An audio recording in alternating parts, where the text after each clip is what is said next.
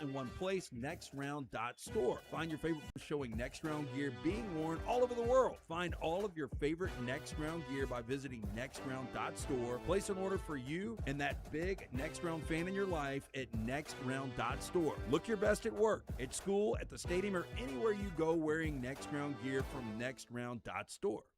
Never miss anything from the Next Round when you listen on demand through the podcast platform of your choice, Apple, Spotify, iHeart, or Google Podcast, wherever you listen. Always like, follow, subscribe, turn on automatic download so you can catch every part of the Next Round. Listen anywhere in the world, anytime on the Next Round podcast feed, and support the show by following, subscribing, and turning on automatic downloads on any podcast platform. Listen anywhere in the world, anytime on the Next Round podcast feed. Thanks for always making the Next Round a big part of your day.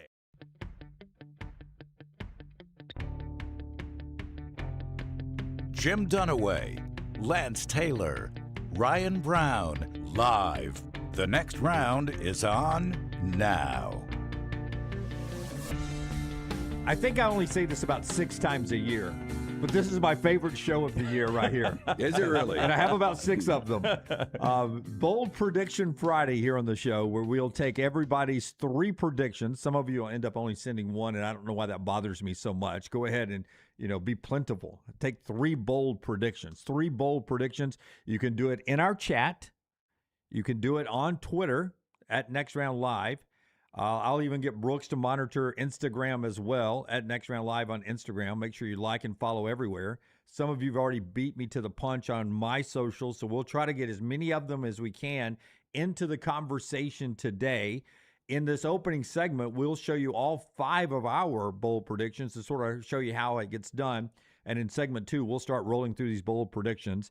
And inevitably, Lance will say my favorite phrase. Let's see if you know what my favorite phrase is on this day. Not really bold. Yeah, that's not really bold. That's not really bold at all. That's not really bold at all. As I sent mine to Forrester the other day, I was like, mine really aren't that bold this year. Oh, wow. Yeah. So I Lance don't know, is the one that's not really bold. Maybe you guys will disagree when I look at it. I mean, I think all 3 are going to happen.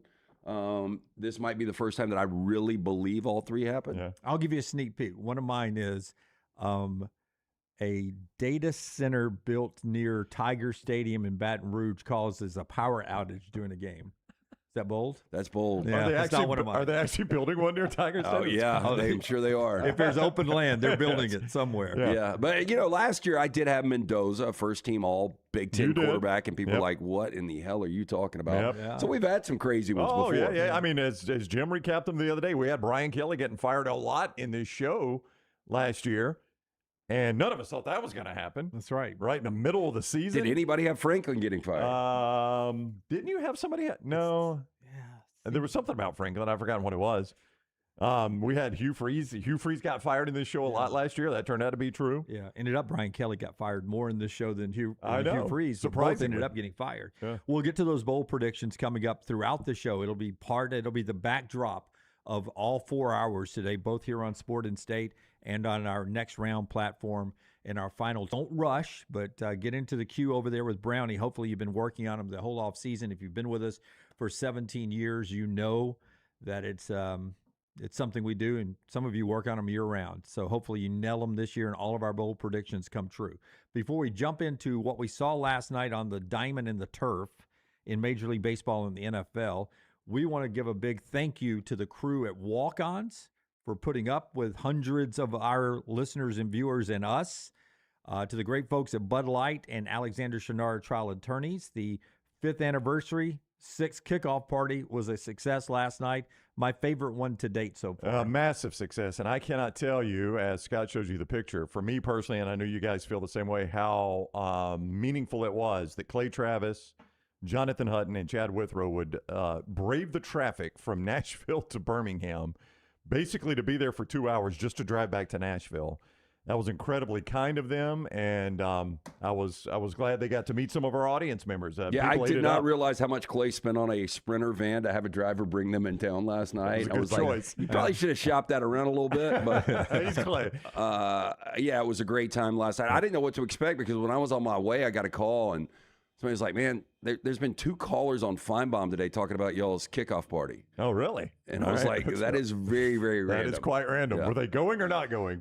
There was, and then I met our buddy Chris that was at the bar, and he's like, yeah, I called in and told, Feinbaum he needs to be there. And Paul said he might drop by, and I was like, not a chance in hell. Yeah, 0 shot. And then a woman followed that up and said the same thing. I'm on my way to the party. So I'm sure Paul really wanted to hear that. Well, I'm sure Paul loved that. Yeah. Okay. That was Paul's. All right. Will you continue now? Let's go to Legend. Legend is next.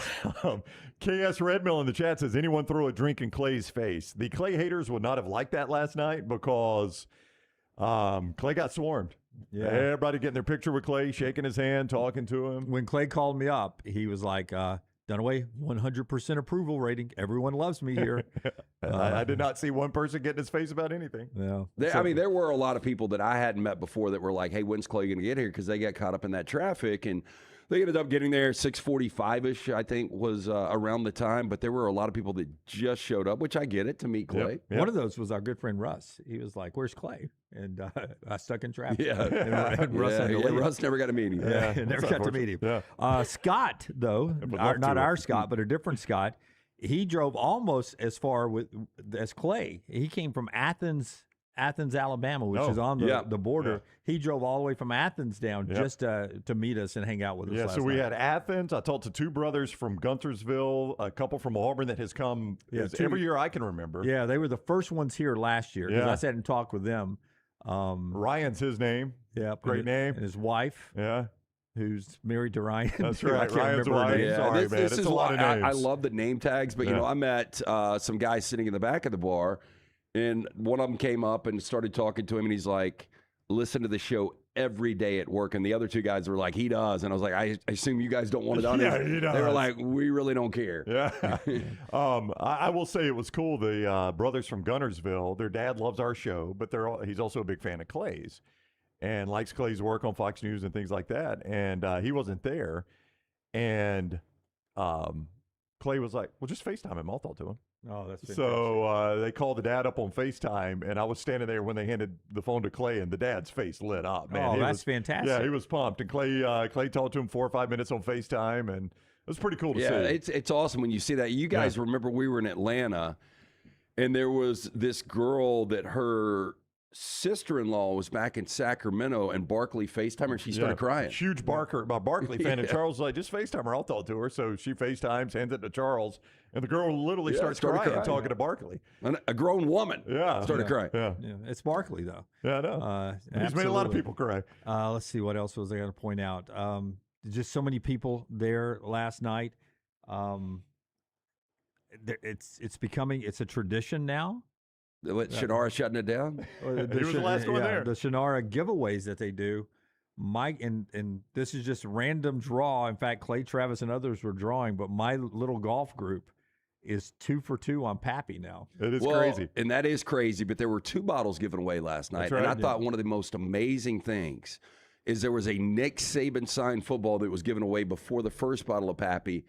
The girl that won the Nick Saban football, who we know, or the guy that won the Nick Saban football, who we know, then the girl wins the Pappy, and she trades her bottle of Pappy for a signed football. That's right. But it's Nick Saban. I told her I was the worst deal in history. He's the Mac Pappy of college football. Yeah. And I was talking to the gentleman that ended up with the Pappy, and another gentleman walked up and said, how much would you take for it? And the guy that won it laughed. He goes, no, I'm serious. What's your price right now? Yep. I mean, right there at walk-ons, dude is negotiating a price for the Pappy. With my buddy Van, the second one that won, the first one that won it. Yeah. Did he give a price? He did not. He said, "I'm good, man. I'm keeping this." Because my boy won the second one, which was like a 15-year or something. Yeah, this was the 10-year, and I mean, he said, "What? Name your price." And the guy that won it was like, "Nope, I'm keeping this one." So credit to Van. He says he's only going to drink it with the golf group by sometime around the holidays, around the campfire. How nice. So I look forward to tasting my first Pappy. Average 15 right now is over $1,600 a bottle. What's the 10? Because I mean, it's going to drop a lot. I mean, what's your guess? 1,000? Because that guy was like, probably not that much, probably 600. He said, "Name your price." I got cash. My buddy Barry, who's a huge North Carolina fan, North Carolina grad, he was there again this year. $750 in the same group. So now in their little group that has come every year, he's the only one that hasn't won a bottle of Pappy yet. Oh, no. So he's already said, let me know when year 3 is. I'm back next year. It's got to be my turn. Yeah, we know he'll be back at least. About that time next year. But that is, man, it is awesome. Our audience blows me away every single year on this.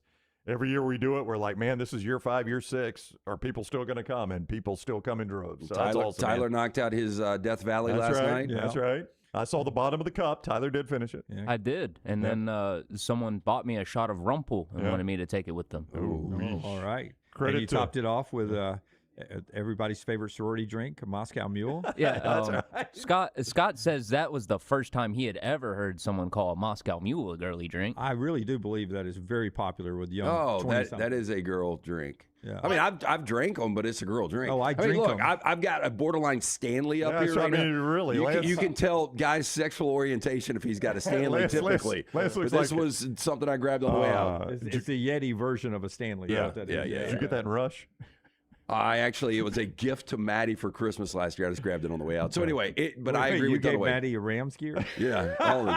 It works both ways, man. The dogs get Rams gear. But the Moscow Mule is more of a feminine drink. I mean, I think they're good. I think they're really Yeah, good. you know how you know? Because I love them. Yeah, that's how you Dunaway know. loves them, yeah. But I would rather get it outside of the copper cup and nobody knows what you're drinking. Does that make sense? Yeah, I'm in. I don't care either way. Oh, I think something about the copper cup that makes it stay cold and hit. I think it makes it perfect. It makes me feel, I don't know, like a Like medieval a woman? peasant. A peasant? Oh, it Yeah. does. It's Yeah. like you slam it down on the Yeah. table when you're done, yeah.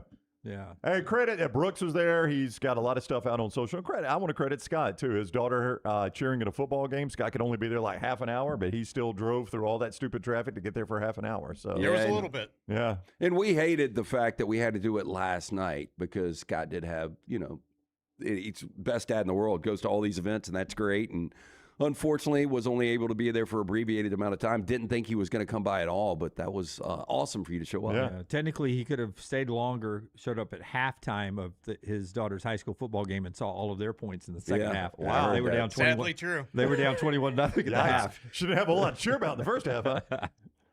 All right, let's get to what we saw last night first. We're football season, so baseball probably on a back burner until we get to the postseason. But Chris Sale last night, for all you Braves fans out there, he sent a message. Braves sweep the Dodgers, first off. Sale throws a complete game, 9 innings, 0 runs, 11 strikeouts. I think I'm right about this. He struck out Ohtani 3 times.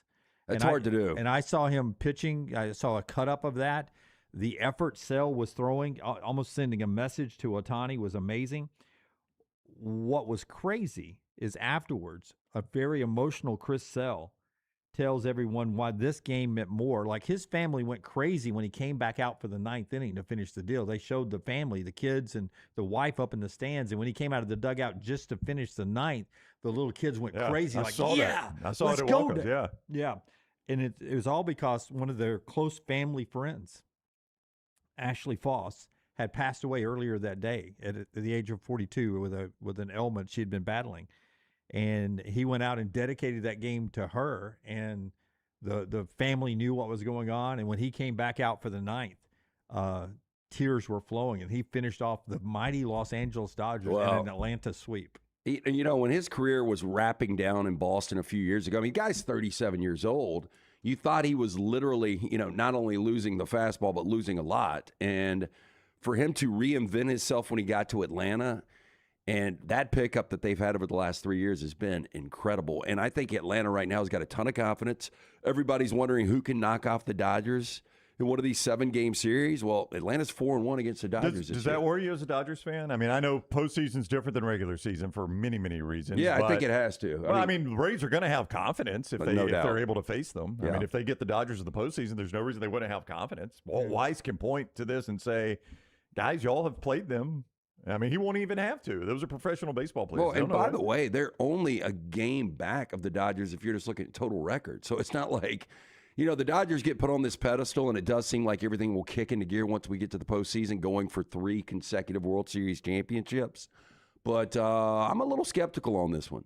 NFL exhibition continues tonight. Last night, 17 years, we don't text as much as we did, say, year one or year two, where every play we have a thread going where we're texting all night long. But I didn't know Lance was still wrapping up at walk-ons. I texted him at one point when an broken play scramble from Ty Simpson, avoiding a Charger pass rush, rolling near sideline as a right-hander. He has to twist his body in air and throw a touchdown pass dime. And I just texted him, Ty Simpson is so much better than Stetson Bennett. I thought you had seen both. Like, I didn't know what I had missed in the first half, and then I got to settle in. I got to watch everything because I didn't think Stetson was going to play, and he ultimately didn't play because that's kind of the way Sean McVay does this. But Ty Simpson's been fantastic in the preseason. Oh, my gosh. He's looked so good. I mean, last night, 18 of 23, 119, one touchdown. But if you put the three performances together, week 2 last week was his shakiest game. But he overall 47 of 60, 382, 3 touchdowns, no picks.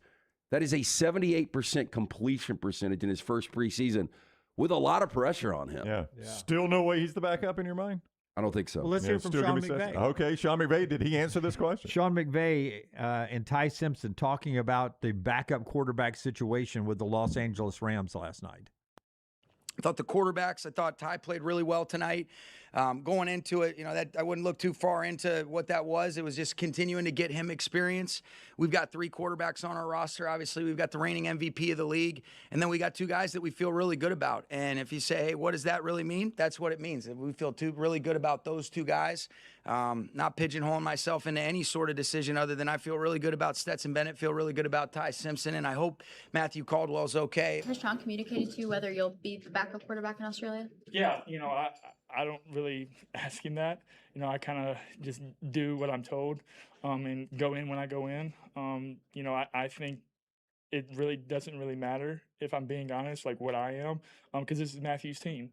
And I'm behind him 100%, and I know Stetson is, and there's nobody, his biggest fans besides us too. And he has our support 100%, and that's all that really matters. Well, what a tremendous answer that is. Yeah. I was talking to our man Greg from Pell City last night about Ty Simpson and talking about the luxury he's got, being able to come in, know that he's playing behind the reigning MVP, knowing that it's going to be his team sooner than later.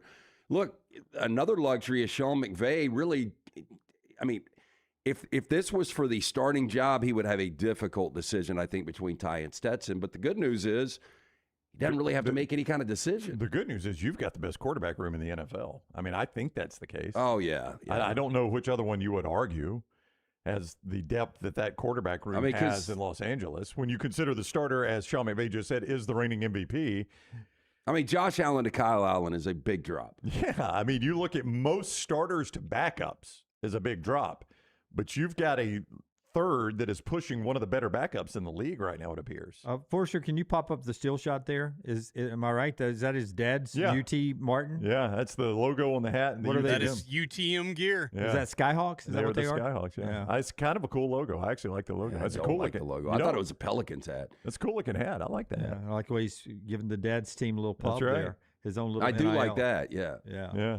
Well, I mean, he acts like a coach's son. When you say stuff like he just said, that's a coach's son talking. Yeah. By the way, Shedeur Sanders looks like he's going to be QB2. Dylan Gabriel looked good last night, but so did Taylor Green when he was in there for the Browns. Browns win last night. San Francisco beat Las Vegas. Mendoza's preseason line, LT, you just gave me Ty Simpson. He's 25 of 45 for 240, a touchdown, and 2 picks. Yeah. One of those a pick six. Hasn't been good for Mendoza. And now you look at the situation's completely different. You got Clint Kubiak, a first-year coach, trying to figure this whole thing out. Lack of weapons. I mean, Jalen Naylor, you go out, you get him. That's probably your best receiver. Brock Bowers, but the offensive line is still, it's really rat shit when you look at it. And you look at Sean McVay's offense to Clint Kubiak's. Simpson in a so much better situation than Mendoza. All right. That's NFL exhibition last night. More games today. We'll tell you about them later on with Lance's lock and give you some plays tonight, including a really interesting matchup. I don't know who will play, but I'd like to see the Bengals and the Eagles on the field together, 7 o'clock on CBS tonight if you want to watch that. When we come back on the show, we will get to our bold predictions and start getting to yours. So start sending them in. 3 bold predictions for the college football season. coming up, and it can be as bold as you want to be.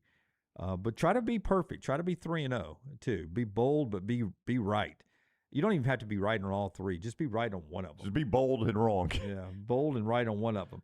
By the way, the Nick Saban documentary announced yesterday the release date, October the 8th, 6 parts on ESPN. If you've seen the trailer, it looks like it'll be fantastic. Julio Jones in tears, talking about how Nick Saban changed his life as not just a football player, but as a man.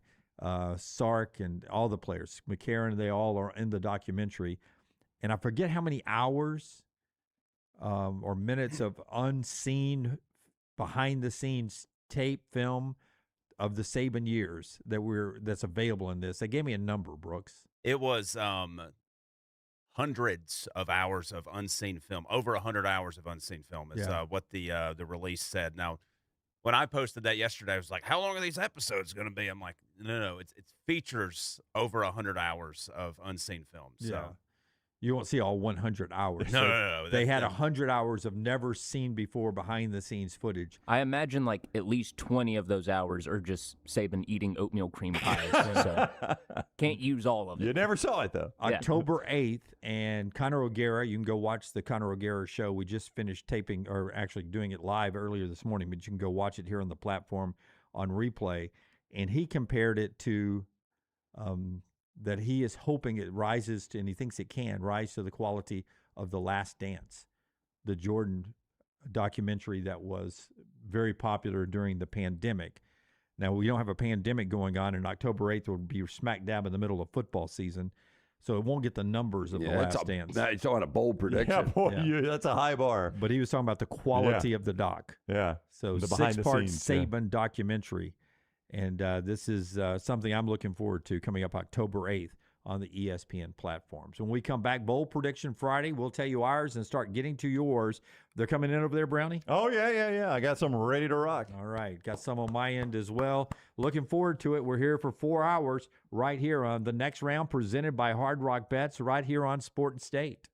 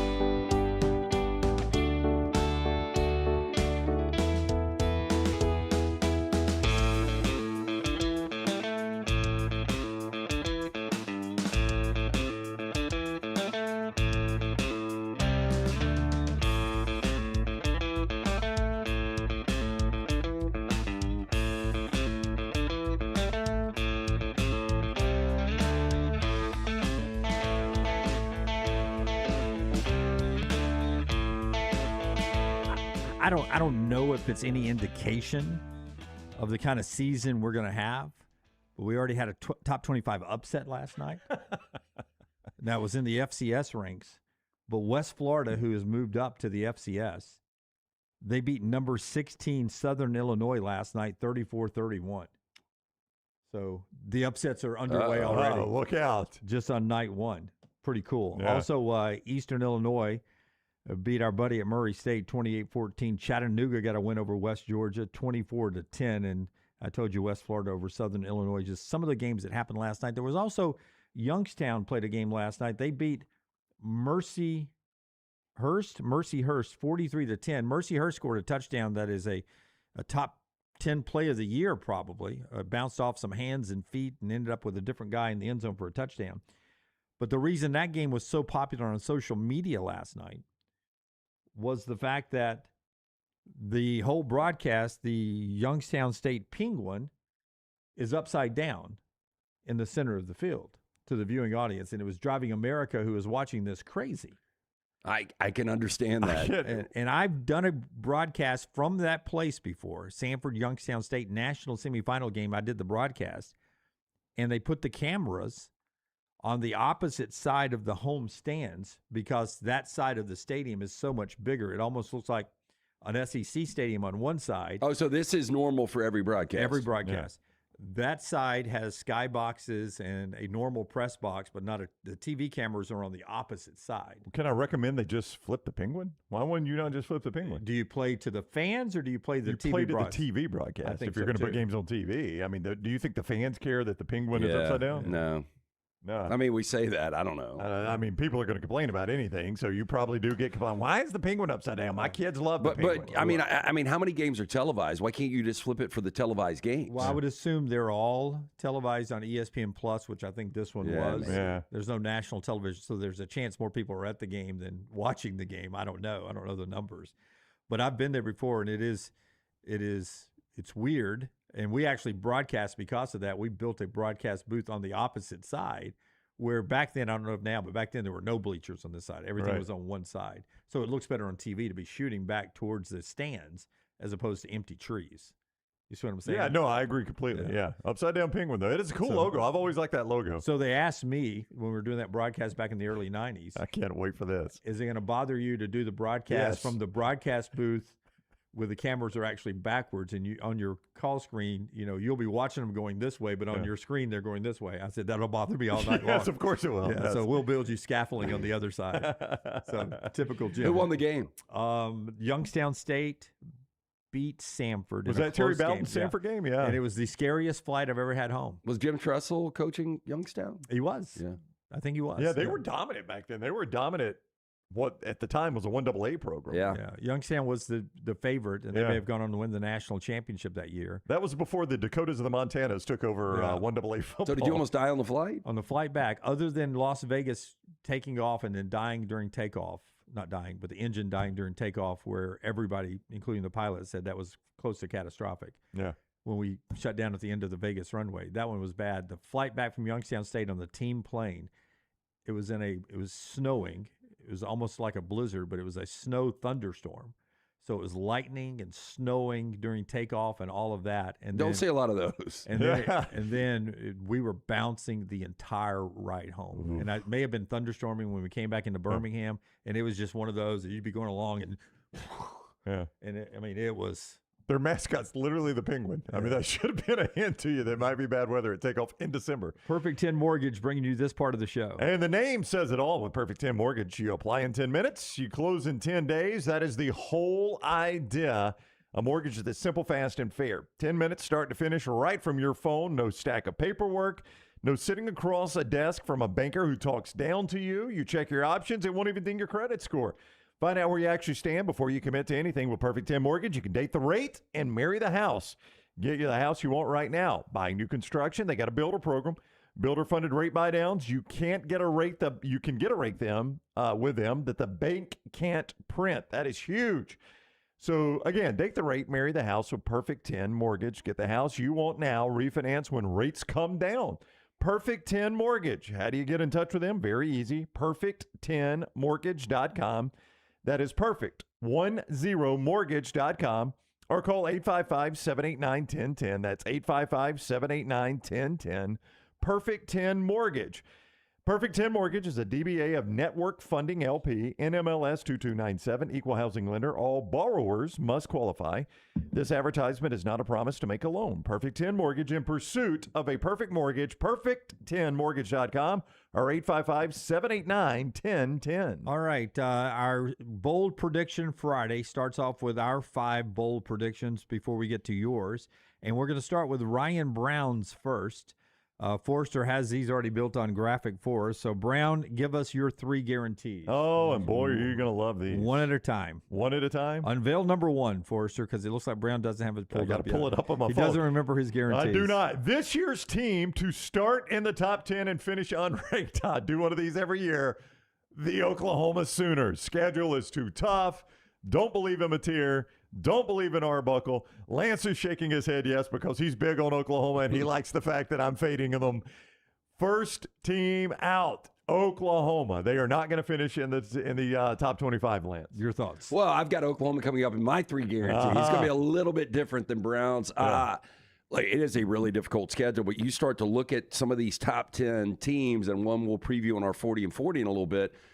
A lot of these teams have brutal schedules. That's right. But really good teams are able to navigate through that. Number 2, on the other side of the Red River rivalry, Arch Manning wins the Heisman Trophy. He finally lives up to his preseason billing, Arch Manning does, and he wins the Heisman Trophy. Congrats in advance to the Manning. Well, I think if it's really tight, like let's just say it's Arch Manning and Dante Moore, and the numbers are comparable, and the records, they're 1 and 2, and I think there's going to be kind of I think he gets a bit of the benefit of the doubt. Yeah, I Manning think does. going back to 1998, and a lot of people believe Peyton was robbed, and if you go back to Uncle Archie Manning, how deep was he on the Heisman voting? I don't really know. Was he a runner-up? I might have been. He was a tremendous quarterback. I'm going to say he was 4th. Okay. Well, anyway, Manning's never won one. It's That's one right. thing that has eluded them. So I think if it is tight, he would win it. And Wait. Can I get back row microphones as well? Forrester, Brooks, you guys are younger. Would you call Brown Arch Manning wins the Heisman? That's seems like a casual play there. That seems to be okay. I just looked at Scott, and in a Jim tone of voice, I said, "Not that bold." Yeah. I mean, it's how really long have you not. worked here, Brooks? It's been A year now. this week. That's about right. Oh, it welcome. Congrats. takes about a year to rub off on you. There you go. About a year. Did you make that HR sound? would I prefer did. you I don't did. do that. You have to sell it with a. Yep. Did you make that sound? Not that bold. Not real bold, Bram. Not that bold. No, the Jim line would have been, thought these were bold predictions. Well, I mean, okay. he is the favorite. Yeah, I mean, he is the favorite. May I ask Went this out on a question? limb there, Brown. Hey, coming up next, Ohio State to win the national championship. May I ask, no, my next one you're going to love. May I ask this question? In your opinion, how often does the favorite win the Heisman? Not often. Not often. Then bold. Yeah. Uncle Archie was 4th in 1969 Dang, Jim and called 3rd in 1970. Technically, Okay. Granddad Archie, not Uncle Archie. There we Oh, go. I thought he was Yeah. I don't know why I Archie. said Uncle. And Brown's third one is? Number 3, Clemson wins the ACC and Dabo Swinney retires. How about That's that? bold. That's How bold. about that? Bold. Yeah. Why would I retire? I just Yeah. won. Yeah, he's Dabo. I've done it. I'm going to walk out. I do not like NFL Green eggs players. and ham. Yeah. I do not am like Sam, green I eggs am. and ham. I don't like NFL players coming back. I don't like what this game's become.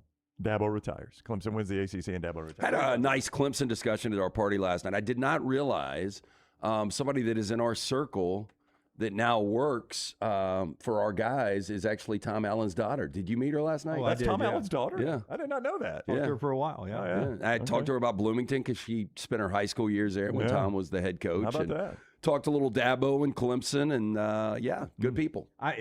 In awkward Jim way, this may have gone this way. I'm talking to our buddy Russ, and she's standing right there, and I was like, Man, do you have, is Sig one of your clients? I mean, he's doing a no. fantastic I job can't in Indiana. No, you didn't. Yeah. Can't look. Hey, by the way, this is Tom Allen's daughter. Yeah, so Russ cut it off in the past. Because you know where the conversation turned. Before you kill Sig, her dad coached for him. Last night it was, and Russ immediately, it's amazing what money can do for a program when they start to invest in the program. That's right. That's basically saying that Tom didn't have these resources back in the day. Yeah. All right, and let's do Lance's next. Bold predictions from LT. Scott has those bullet pointed for us. Yeah, I think we're going to start with a USC right here. we go. And Jaden Maeva is going to be a first-team All-Big Ten quarterback, a Heisman finalist, yet USC will go 9-3 and miss the college football playoff. That is so Lincoln Riley. Yeah, and I really believe this. Yeah, I think Maeva's going to be Riley. that good. Now, I think the focus is going to be running the football, but still, Maeva, you can't doubt the talent. I think he's second in odds right now to lead the Big Ten in passing behind Dante Moore. I think he's going to be the guy, and I think USC is going to be really good, but not good enough. Yeah, see, what's crazy is the second and third part of your first guarantee seems believable, but I still believe like Maeva can be a Heisman finalist, but Dante Moore be there as well. USC can miss the playoffs, Oregon can be in, and still Maeva not be the first team. Like the hardest thing on that line for him to get is to be the all Big Ten number one quarterback. I would agree. Yeah. Because he could be a top 4 finalist in the Heisman and still be the second team all Big Ten quarterback. Yeah. That's how good Dante Moore is. Yeah. Well, I think if it's close, I could see them lean USC on that. My next one, I don't know how bold this is, but I think this is legitimate too. The loser of Ohio State and Texas will end up being the first 3-loss team in the college football playoff. Ooh. Yeah, I like that pick. I believe that is. I believe we'll get a 3-loss team. A legit Alabama was a 3-loss conference championship game loser. I think we get a legit 3-loss regular season team this year. Well, we know the bar is the Big Ten and the SEC, and that out-of-conference game early in the season, I don't think it's going to hurt either one of those teams. And both have brutal schedules. Texas, brutal in the SEC. Ohio State, we'll get to that in a little bit, brutal in the Big Ten. But I think one of those teams is going to go 9-3 and get into the college football playoff. All right. And finally, this one completely opposite of Brown. Despite their difficult schedule, Oklahoma will go 10-2 and play in their first ever SEC championship game. Boomer Sooner. On the flip side of you there, Brown. Is that bold? That is bold. We're on opposite sides there. Yeah. The consensus seems to be that nobody's going to go through the SEC regular season unbeaten, and that 10-2 is going to be the SEC championship game. Georgia's going to be 11-1 or 10-2. Yeah. But I do think that we're going to have 3 or 4 10-2s, and I just somehow Oklahoma's going to win that title. Yeah, like they said about Josh Pates when he did all the SEC standings, and I forget who pointed it out when he was on with us. That means everybody went 45-3 in out-of-conference games. Yeah, it was Danny Cannell. Yeah, it was Cannell. Yeah, 45-3. It's going to be really difficult. It's a big year. All right, next up is Scott's bold predictions. 3 bold picks. All of yours coming up in the rest of the show after this segment. Scott, what is yours? All right, let me.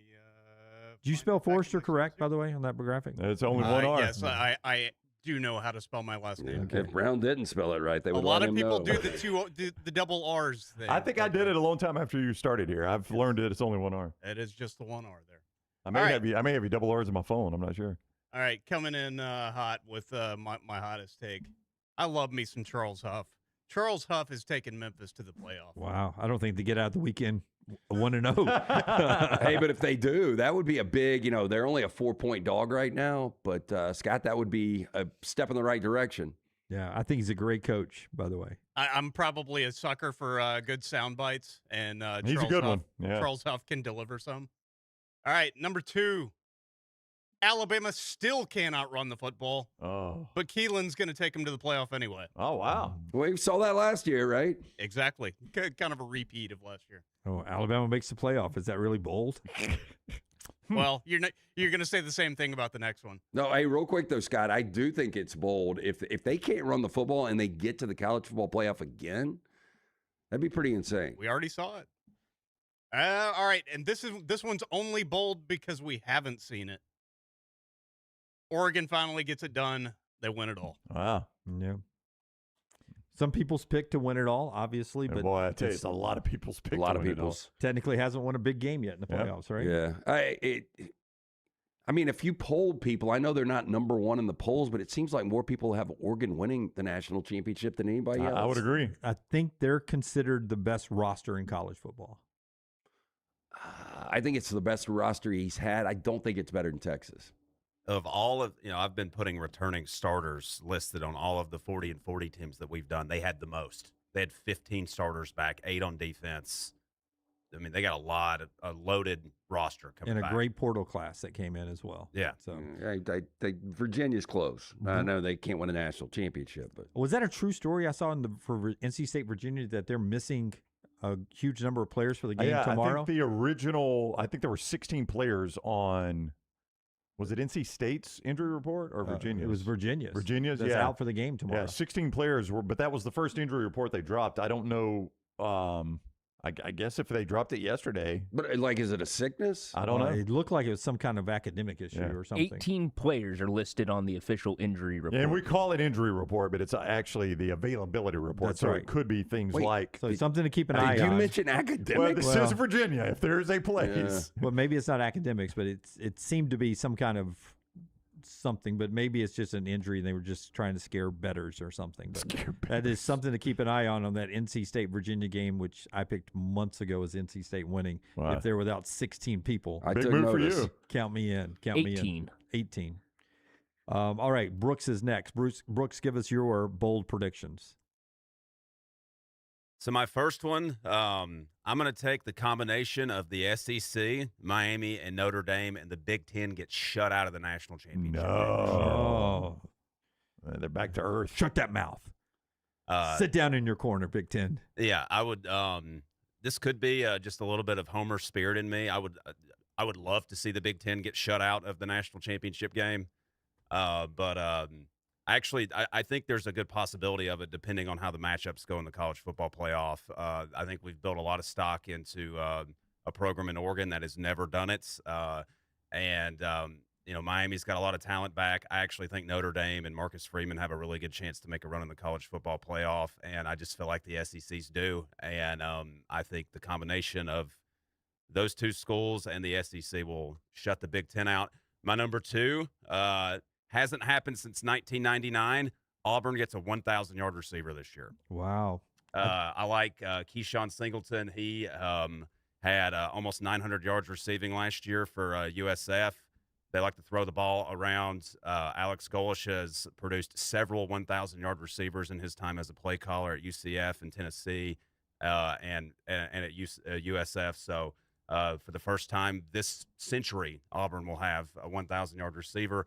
And my last one, too much noise, too much negativity surrounding this program. I think LSU flops in year 1 under Lane Kiffin. Wow. Yeah. I don't know if they flop. I'm with you on the 4 losses, though. I think 8-4 could be that number.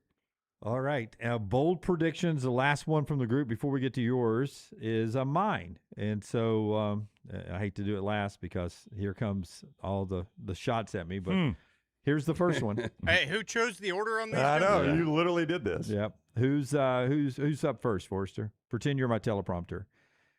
Texas misses the college football playoffs and Sark gets bought out. That's bold.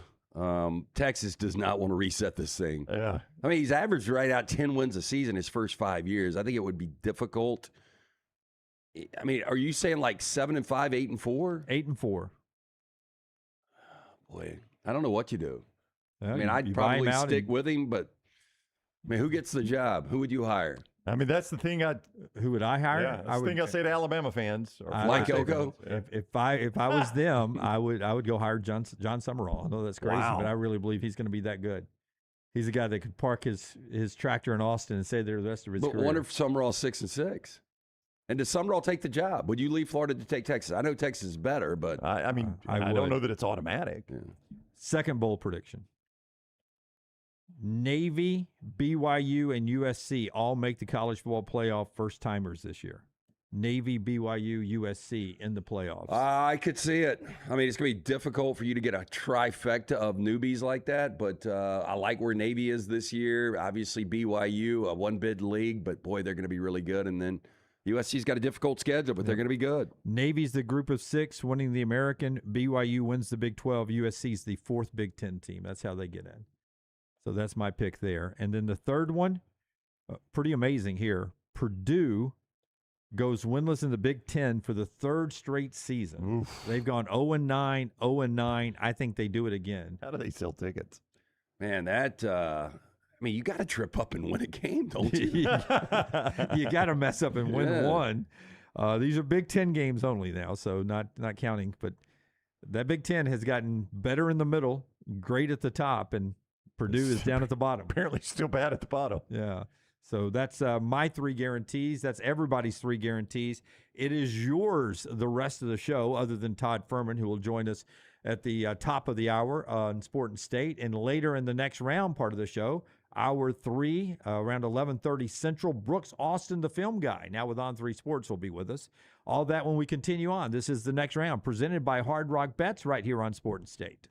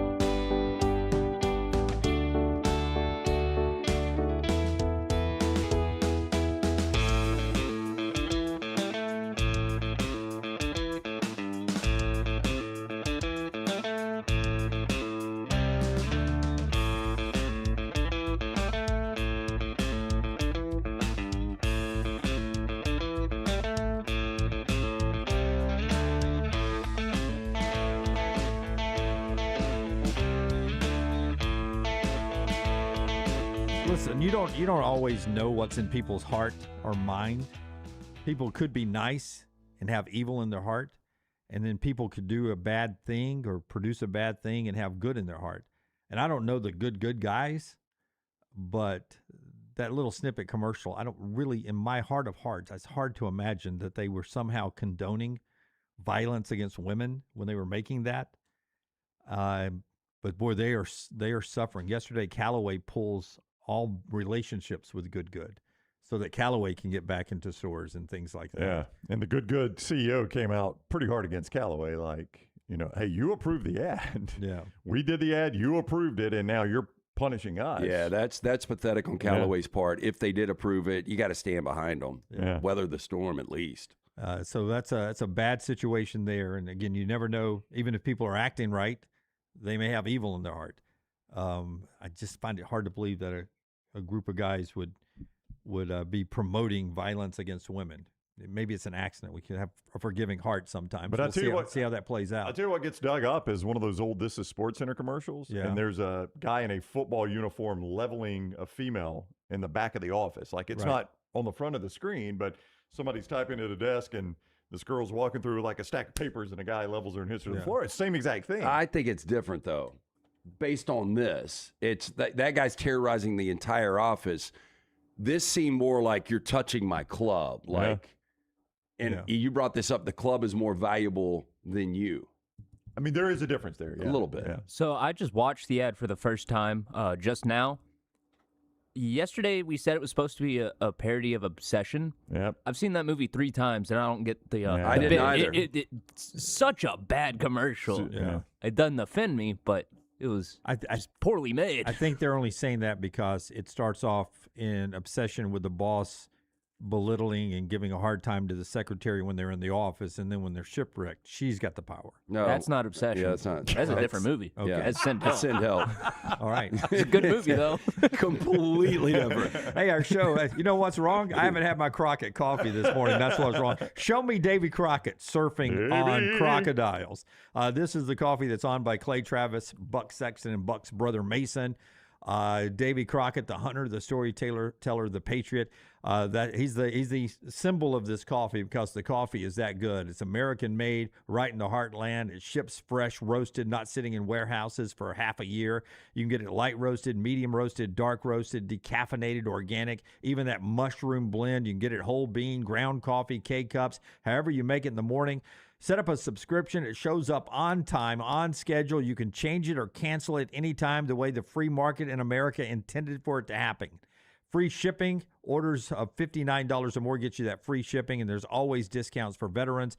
And the Crockett partners have teamed with Tunnel to Towers, building mortgage-free homes for the families of fallen service members and those injured veterans and first responders. It's good coffee made in America, doing some good. CrockettCoffee.com. That's Crockett, C-R-O-C-K-E-T-T, CrockettCoffee.com. Bold prediction time. I'll get to some of my phone in a second, but in the chat room, Brownie, let's roll back to the start of the show. Give me bold prediction number 1 from our audience. First one in, Michael Bills. Ryan Coleman Williams is a 1,000-yard receiver this year. According to Michael, that's his first bold prediction. Not bold. Okay. Based on last Just year. saying. Based on last year, it is. Yeah, but, I mean, what's the expectation? Ryan Coleman Williams is supposed to be one of the best receivers this year in college football. Major bounce-back year. I think 2021, Brooks, is the last time Alabama had a 1,000-yard receiver. Or rusher. Either one. Yeah. Wow, geez. Prediction number 2, Texas goes 8-4. Misses the college football playoffs at 8-4. Yeah, it's pretty bold. I mean, that's where Dunaway was. That's what I said. And his bold prediction number 3, Trayshawn Brown is the breakout player for the Southeastern Conference. For those who don't know, that's one of the Alabama running backs that probably will get a lot of carries early on. Trayshawn Brown. That would be bold. SEC breakout player of the year. One of those 3-star Boise State verbals at one point that flipped to Alabama. Yeah. So pretty cool there. Charles, his bold prediction, number 1, USC wins the Big Ten. He's opposite of you, Lance. He's got him winning the Big Ten. I hope Charles is right. That Yeah. would be pretty incredible. With the schedule, I just don't see it. Yeah. Georgia. No, wait. That would take them winning that massive game against Oregon. 10-2 could get them to the game. Get them and to then- the game and then win yeah. it there, yeah. Yeah. Georgia goes 8-4. That's bold. That is bold. Well, the team could be an 8-4 team, but with that schedule, it's hard to find them. I don't think Georgia is. I think Georgia's really good, 11-1, 12-0. But 8-4 with that schedule is even tougher. And the rambling wreck of Georgia Tech wins the ACC, according to him. That is man, quite bold. Yeah. Yeah. Quite bold. What a year for Brent Key if that is the fact. And the state of Georgia. Imagine Georgia Tech wins it. Bit they of a get in. flip. Georgia's out. That would be, 4 consecutive years Georgia hasn't won a college football playoff game? Yeah. Bold prediction Friday here on Sport and State. The next round continuing all 4 hours today with your bold predictions as we react to those as we do on this day every year. Troy says Virginia Tech, hokey high, goes to the college football playoffs. That would be a heck of a first year. I mean, I don't know if the ACC can squeeze 2 in. They couldn't last year. They had a representative that ends up playing for the national championship and doesn't even play for their conference championship game. I find it hard to believe ACC would get 2 in if Virginia Tech wins the conference in year 1. It's a good place to point out right here, though. It's one change. We haven't done the 12-team playoff the same way every year yet. The one big change this year is conference champion gets an automatic bid into the playoff regardless of where they're ranked. So you could have unbeaten Miami with a win over Notre Dame, playing in the national championship game last year, lose the conference championship game to an 8-4 Virginia Tech team, and Virginia Tech would still be in the playoffs, automatic bid for the conference champions out of the Power Four leagues. So that would have impacted the ACC last year. Like Duke would have been in last year. Well, I guess that's the reason they've done this. Yeah. That would have killed James Madison. Duke would have been in, James Madison would have been out. Yeah. Probably, yes. Yeah. I mean, I don't think they would have kicked out an Alabama or the more likely would have been Miami or Notre Dame. It probably would have been Duke in, Notre Dame in, probably is what would have happened. Indiana goes back-to-back. Get ready for some of that, boys. We're going to get a few of those coming up in the bowl predictions here. I've already looked ahead. Indiana goes back-to-back. I'll give that bold. I mean, they've never done anything in their whole life. They're going to be really good again. They're going to go back-to-back. I think people are starting to realize that, but to go back-to-back. Yeah, I can't think of the last Big Ten team ever to go back-to-back as national champions. I mean, Georgia and Alabama are the last two to do it. I didn't Ohio State do it back in the 70s. Am I wrong about that? I don't know. They went back-to-back Heisman trophies. Yeah, Archie Griffin. Yeah. I don't know. Maybe I'm wrong. I don't know if the Big Ten's ever gone back-to-back national champions. Yeah, I don't know if you bring up Georgia and Alabama, but that was before this new era of college football and NIL and transfer portal, and I just don't think you'll see it back-to-back. And his third bowl prediction for Troy is Florida makes the playoffs. Those are fairly bold predictions there. Virginia Tech and Florida in the playoffs, and Indiana going back-to-back. By the way, all three are possible. There's not, there's no craziness in there. It's just bold. Dustin. Dustin. What's he doing? Oh, Dustin. Dustin, what are you doing with your life? Dustin has Auburn with 8 wins. I was talking to an Auburn fan at the party last night. I said, Starting to believe? What's a good season for you? And he said 8-4. I mean, that's a realistic fan. I like the realism in a fan. No, I think 7 or 8 is probably the number. That's not too bold, though. Yeah, winning regular season for Auburn. Hadn't had one in quite a while. That'd be a good one. Yeah. Bama wins the SEC. So he's got Auburn with 8 wins and across state lines. Alabama are across the state. Alabama winning the SEC. God, your mouth's to God's ears. I know. And pick number 3, Mike Norvell fired midseason. I honestly don't know how bold that is. I mean, haven't you already kind of made that decision if you're Florida State? Like, they have to have the discussion, okay, if we fire him, do we fire him in season? Is there anything that would get him fired in season? Like, that conversation's already been had. Like, the number is what you're saying that would get him fired? I don't know what it would take to get him fired in season. I think you guys agree there's not a lot that really you can benefit by firing somebody in season? I would agree. I mean, a lot of people says it gets you, on the front end of the coaching carousel, but I don't really think But I think matters. Florida State's already on the front end. Yeah, right? I mean, I think everybody knows that job's coming open probably. Daniel is next. Daniel says a hurricane will change the college football schedule. It's more of a weather prediction than a college football prediction, but it's been a minute, hasn't it, since we've had a hurricane-delayed game? Yeah, normally we hear about it now, like, hey, man, next weekend is week 1, and we're looking forward to these matchups. But we got some Hurricane Dolly's rolling in. I know. But there is a disturbance. It's about to be named Dolly in the Atlantic. I don't know if it'll be here by week 1 or what, but Gus Malzahn was coaching at UCF the last one we had, so it hasn't been that long. We had some delays or postponements that weekend. I think the tropics have been quite mild of late, Jim. But we are in an El Nino season this year, so that could heat the tropics up. I don't know if that's how that Didn't works. we have to move a Clemson game up to starting earlier in the day one time? That was supposed to be a prime time game. Yeah. It seems like it's been pretty recent. Yeah. What's the other two for Daniel? We have got Texas Tech misses the playoffs. So he's got a hurricane changing the schedule and Texas Tech missing the playoffs. And his third, a championship, he puts it in quotes, a championship coach retires. Is that Kirby?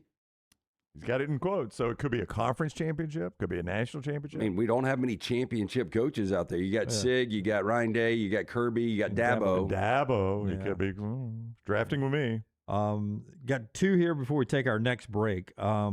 Ryan, longtime listener, his bowl predictions: NC State wins the ACC.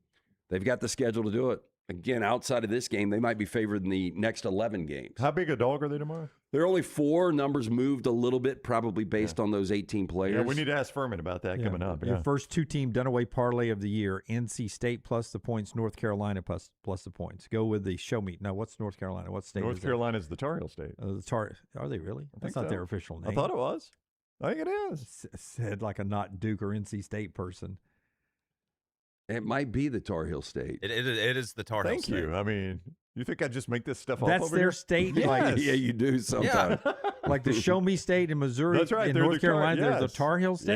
Yes, that's what I mean. That's the, How the that's hell the you think they flagship- came up with that It's the nickname? flagship university. It's on, like, all the Tennessee- license plates. It's like Tennessee's the volunteer state. Yeah. So if I'm a Duke fan or grad or an NC State fan, I'm living in the Tar You Heel are. State? Yeah, if you're a Vandy fan, you're living in the volunteer state. Yeah, Some which is BS. I mean, Auburn, they're technically living in an Alabama state. the Crimson Tide State.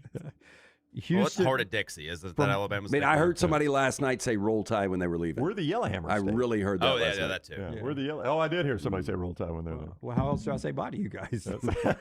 Houston wins the Big 12, according to Ryan. That's a bold pick. Willie Fritz, you talking about getting a lot of love if he was able to pull that off. And Ryan says Auburn beats Alabama in a thriller this year.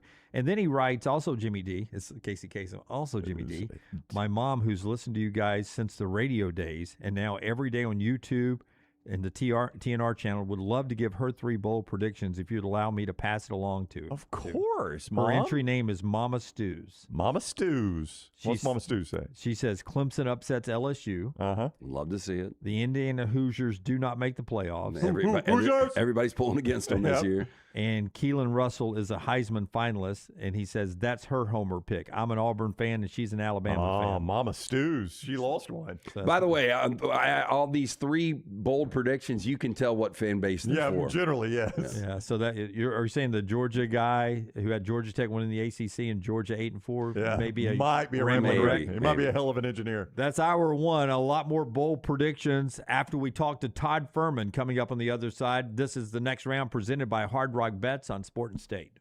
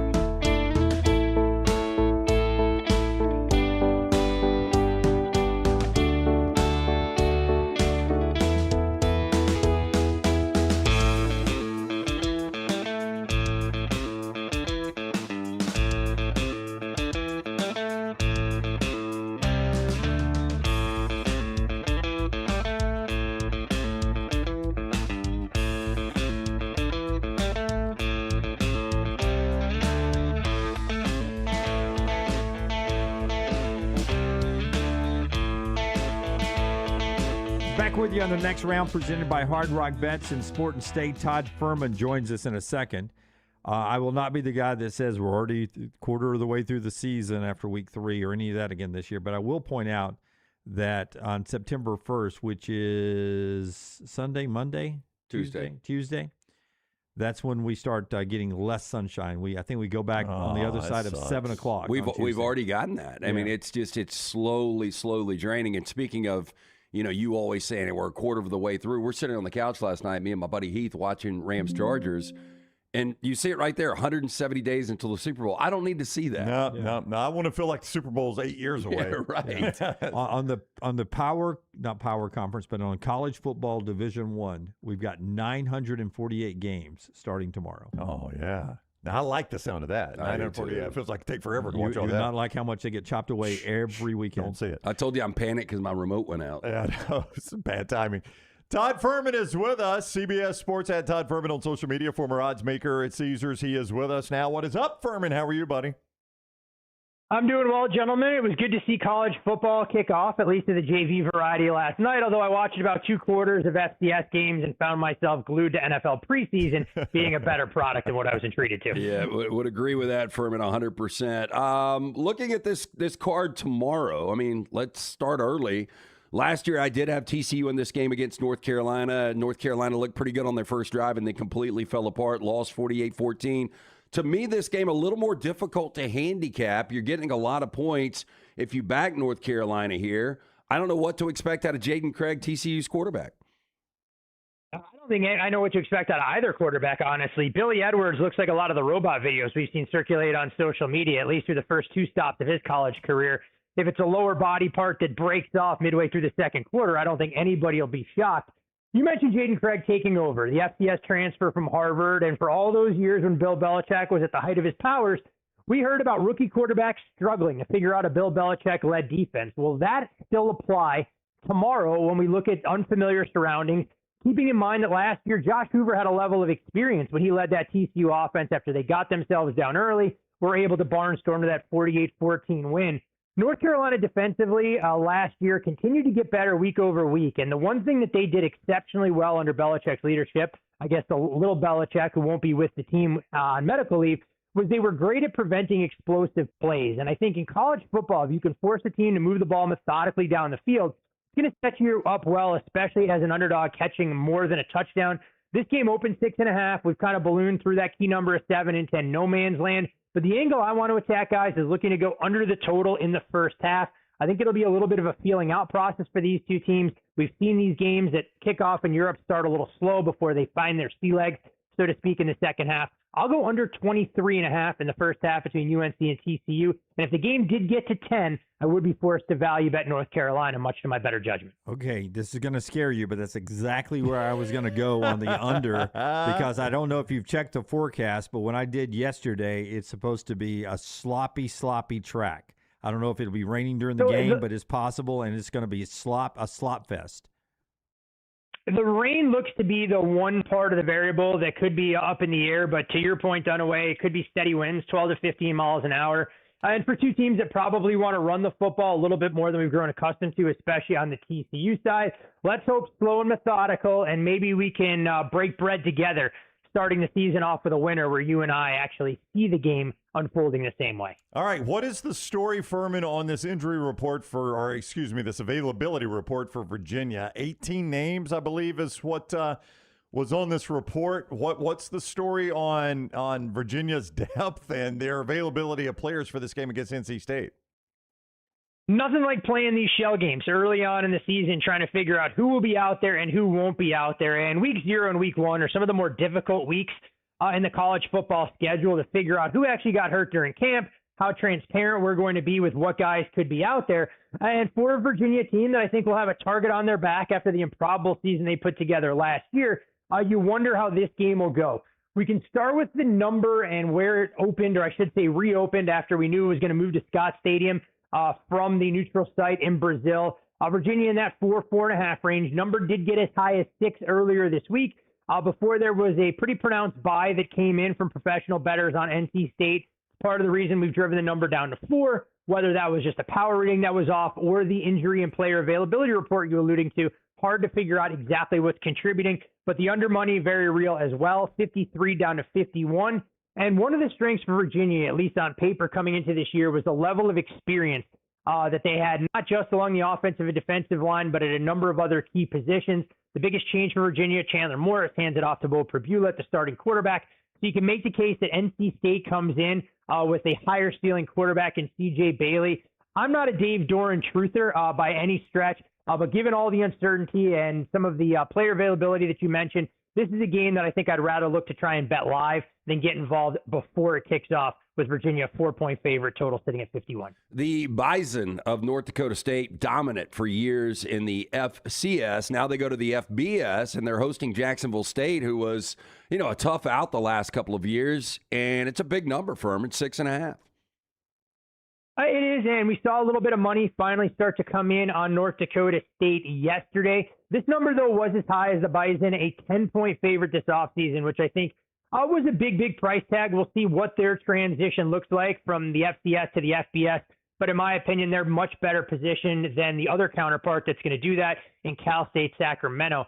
North Dakota State, interestingly enough, has lost some of their depth pieces over the last couple of years. It's not the same juggernaut that we grew accustomed to, but odds makers, they feel a little bit differently. I mean, North Dakota State's win total sat at 9.5, and it got bet under substantially, sitting at 8.5 kind of across the board. Wild stat digging into this game, guys, that North Dakota State has had more quarterbacks drafted into the NFL over the last decade than Alabama. So It puts things in perspective in terms of what they've been able to build up there in Fargo. This number, where I think you get the difference of opinions, is trying to figure out what home field advantage will be worth in a game like this. Playing in a dome when you don't have any of those real reps can be a little bit louder. I'll credit Brad Powers, one of my college football colleagues out there, saying North Dakota State's program has gotten a little apathetic over the years. This may be the juice they need to get them to the next step. And I think you're going to have to try and account for a home field advantage that arguably may be the most electric in all of the games that we're going to see unfold in week 0. So it's 6.5. Strong lean towards North Dakota State at -6.5. I'm not a buyer in Jacksonville State, who's going to have to replace a high level of production that I just don't see on the roster after Cam Cook left campus. Fuhrman, the Fargo Dome is not louder than Brothers Bar in Jacksonville. Jacksonville State players have dealt with this. You go to Brothers on a Thursday night, Velcro Pygmies in there. That's a loud play. They've dealt with this. It's going to be nothing. Fargo Dome's going to be nothing for Jack State. Look, I've seen a lot of Conference USA games played over the last couple of years since Jacksonville State made its transition to the FBS. And let me tell you, there'll be a few more bodies in attendance here than what you'll see in Murfreesboro on a Tuesday night against Middle Tennessee. Hey, when you the 3 o'clock, 2 o'clock NBC game, 3 Eastern, 2 Central, San Jose State, USC. I think people see San Jose State, they're familiar with that brand, like Fresno State, San Jose State, San Diego State. But from my research, this San Jose State team looks pretty bad. How do you play a game like that with that many points involved with USC, and how bad I personally believe the Spartans are? You would be correct in your assessment. I think Kenya Matalolo has his hands full trying to get this program back to where it was when Brett Brennan left for Arizona. You lose your top receiver to Colorado and Danny Scudero. Your quarterback's position is a little bit unsettled. And the one thing we've seen from Lincoln Riley, he loves to beat up on cream puffs on the schedule whenever he's given the opportunity. You look at some of the crooked numbers the Trojans have produced against G6 opponents, and I think this could be more of the same. USC opened as a 35.5-point favorite. We're now out to that 39.5 range. Totals moved from as low as 56 out to 61. And guys, I wouldn't be surprised if USC found a way to get to 60 themselves. Build a little confidence for Jaden Mayava and some young, inexperienced wide receivers as they look to replace Lemon and Lane out there as wide receiver 1 and wide receiver 2. So I want no part of the underdog. Would lean over the total, though. If San Jose State can get 7 to 10 points, I think you're comfortably talking about this game going over the total of 61. The nightcap on Fox, 9 o'clock Central Time. Actually, 2 college football playoff contenders. Memphis is facing UNLV in Vegas. Dan Mullen is a guy, listen, he's coached at a high level, and he's got a quarterback that has played at a high level but not played well at that high level. UNLV's kind of a fascinating team this year, Fuhrman, and they're in your backyard. What is the feel for the running Rebs on the football field? You mentioned all the games being the nightcap, and I claim on social media yesterday, this is the most intriguing for just the case that you laid out there, Brownie. I think both these teams have aspirations of being that G6 representative in the college football playoff. And Memphis is going to have to prove their mettle early on, not just this week against UNLV, but they'll follow it up against Boise State next week. So if Memphis can come out of those two games 2-0, I think the expectations really get ratcheted up for Charles Huff in his first year at the helm. UNLV on the flip side, it was a camp battle that I think lasted a lot longer than Rebel fans would like to see, because anyone who has watched Alex Orji attempt to throw a forward pass, whether it's at UNLV or Michigan, has to be extremely scared that he was able to push Jackson Arnold as much as he was.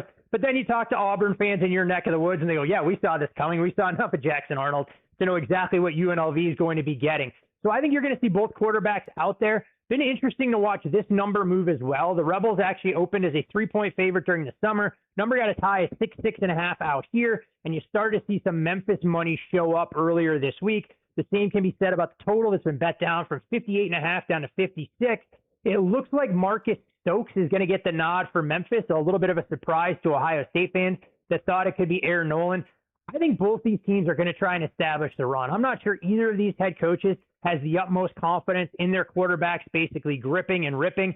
UNLV's defense should be improved from the group that we saw early last year where they were kind of in a state of flux. And I think this is a Memphis program that is actually going to see an uptick in their overall level of on-field production with Charles Huff instead of what Ryan Silverfield couldn't do there. I like this game under the total at 56.5, and I will make a rare college football appearance in person. I'm going to head to Allegiant Stadium to see this one live tonight. Oh, that'll be exciting. One more college game for me here. Hawaii. Dunaway, that didn't sound authentic at all, Dunaway. That didn't sound authentic at all. That'll be very exciting. That will be tremendously exciting to capture that. I mean, it's a big game. I'm looking forward to it. I plan my night around it. Hawaii is at Stanford. And for the casual out there, they're going to think, Stanford is Stanford and Andrew Luck and those guys. They've got a history. But Timmy Chang has done a job on the island here. And this is a great opportunity on this day to really showcase where he has this program. Tell me what you think of Hawaii and Stanford. So this is a game that I bet early on, laid some 3.5 and 4 with Stanford. But I'd be lying here, guys, if I sat 24-plus hours before the game and said I was as optimistic about my position on the game as I was when I bet it. And the main reason for that is that Stanford is dealing with some injuries along the offensive line, cluster injuries at that, especially at the left tackle position. They have a player, and I'm not going to even try and butcher his name, that was projected by some to be a fringe first-round pick. His backup is out. If he can't go, it changes some of what Stanford wants to do, especially in the power run game against the Hawaii team that they were able to wear down for long stretches last year before a costly interception allowed Hawaii to pull off a de facto upset, depending on where you captured the number. The problem with Hawaii in this spot, and while I know it's an offense that's extremely quarterback friendly, Mike Alejado is going to put up big numbers, I do think the inexperience at wide receiver, losing Jackson Harris, who transferred to LSU, and Pofeli Ashlock, who's dealing with a lower body injury, expected to return this season, we'll see when, can create a little bit of an issue when it comes to getting quarterback and receiver on the same page timing-wise. Stanford wants to run the ball. They want to bully you in the trenches. So I still think Stanford is worth a bet at that -3.5, -4 threshold. I'm just not nearly as strong on the Cardinal as I would have been. But I do think getting Tavita Pritchard in there as a head coach, Andrew Luck having his fingerprints all over this offense, will allow Stanford to start to build an identity that they've really lacked since David Shaw lost his fastball at the end of his Stanford coaching career. You got bored last night and gravitated from the FCS to preseason. I know you don't dabble in the preseason. I've traditionally been good giving out preseason picks. I have gotten dismembered this preseason. The Dogs 4-0 again last night. The Dogs covering these preseason games first 3 weeks has been insane. What's going on with the sports books? I know the handles aren't big, but I would assume the public is just killing it. Well, Allison, you've been doing this how long? And when the Dogs win, the public's killing it. I think you've lost your way over there, my friend. This is typically a good thing for the house, especially given that the Raiders have struggled. I talked to a local bookmaker last night. He said, albeit to your point, low volume, that people were betting the Raiders knowing that you were going to get Kirk Cousins for a couple of drives and Fernando Mendoza against the 49ers backup, like they knew the outcome before the game kicked. What people fail to realize in handicapping some of these games is that if you don't have an offensive or defensive line that can protect your second or third string quarterback, it's a real problem. But I, much like you, have kind of been blown away with the high level of success that we've seen from underdogs. It's amazing what Sean McVay has been able to do, a guy who has kind of thrown away the preseason in the past. Last night marked the 9th straight cover for the Rams.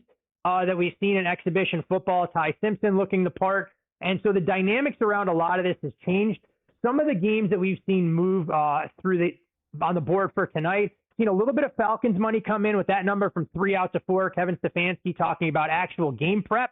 I'm not sure that means a whole heck of a lot, but I've cast aspersions enough at Brown so far to talk about the corpse of Tua out there throwing passes to NFL caliber wide receivers. We've seen a line flip from Kansas City, went from a 1-point favorite, Seattle -2.5, and the numbers come back with the announcement that Jalen Milroe is going to get the lion's share of the reps. I think Seattle makes a world of sense because I think they're the deeper roster even with Milroe. So it took a long look there. And I also think the Minnesota Vikings, a little bit of a live underdog catching the points along with the New Orleans Saints. So haven't bet any of these yet. I typically wait, real close to kickoff unless I know a number is going to move for the preseason. But that's kind of the games that I'm focused on, that quartet, trying to zero in and see if there's a better two to be made tonight. All right, Todd Fuhrman. He is on social media at Todd Fuhrman. Great follow anytime, but especially during football season. You see him on CBS as well. And he's kind with his time throughout the season with us on Fridays. Fuhrman, toe finally meeting leather, my friend. Enjoy the weekend.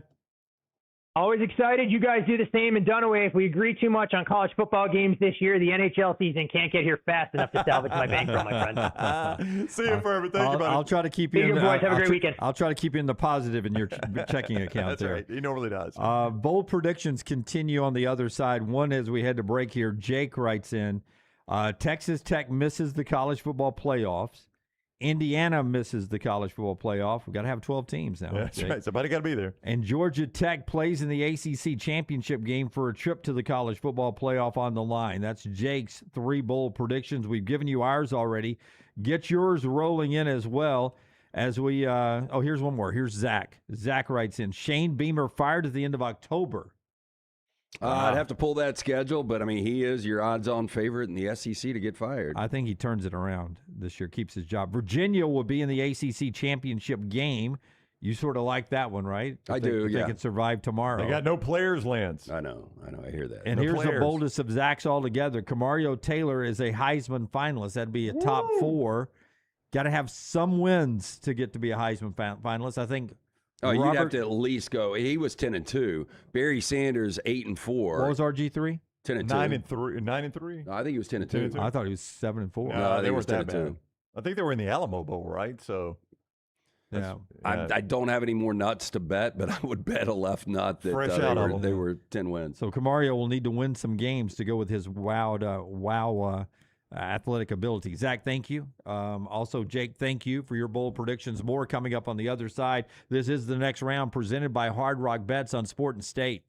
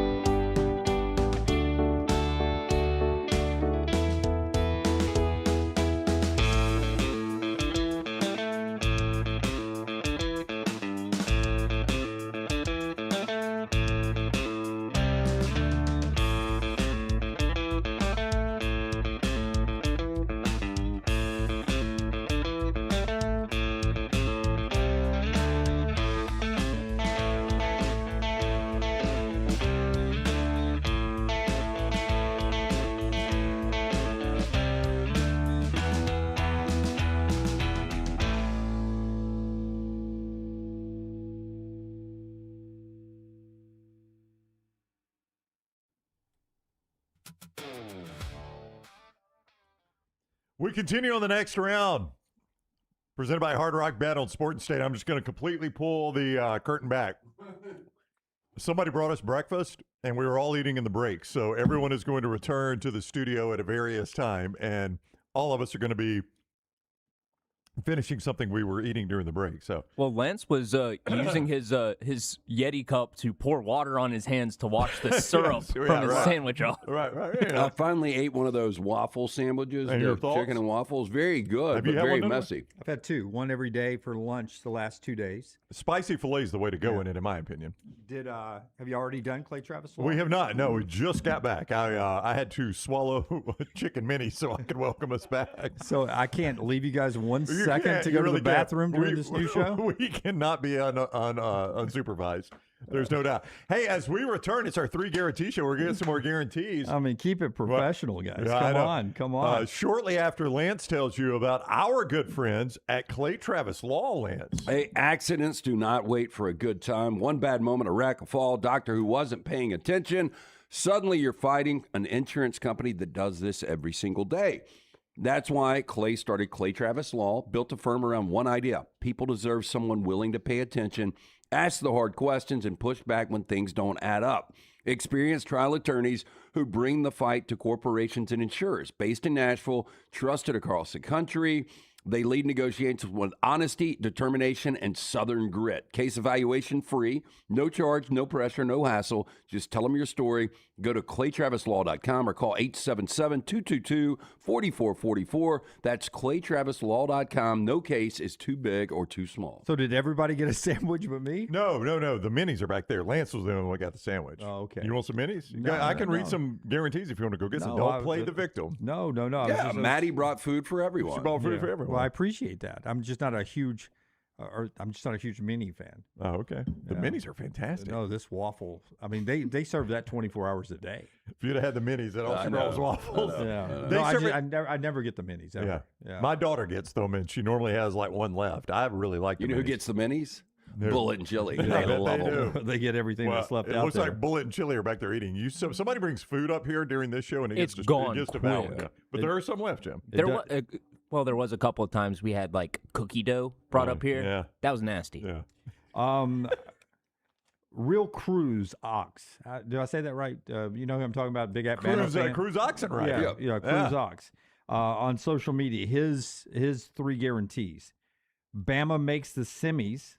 I like that. Final 4. LSU misses the playoffs, and Auburn doesn't go to a bowl game this year. Oof.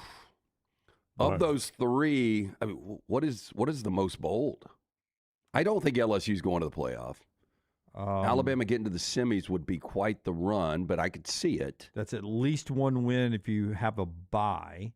Auburn 2 wins if you don't have a bye. I think the boldest is Auburn going 5-7. Yeah, boy, that would be highly disappointing. I was talking to an Auburn fan on my way in yesterday for about 20 minutes, and Alex Golish has sold him. Like Auburn fans, I think, started out with Golish as cautiously optimistic. I've been burned by Harsin. I've been burned by Freeze. I'm going to be cautiously optimistic with this guy.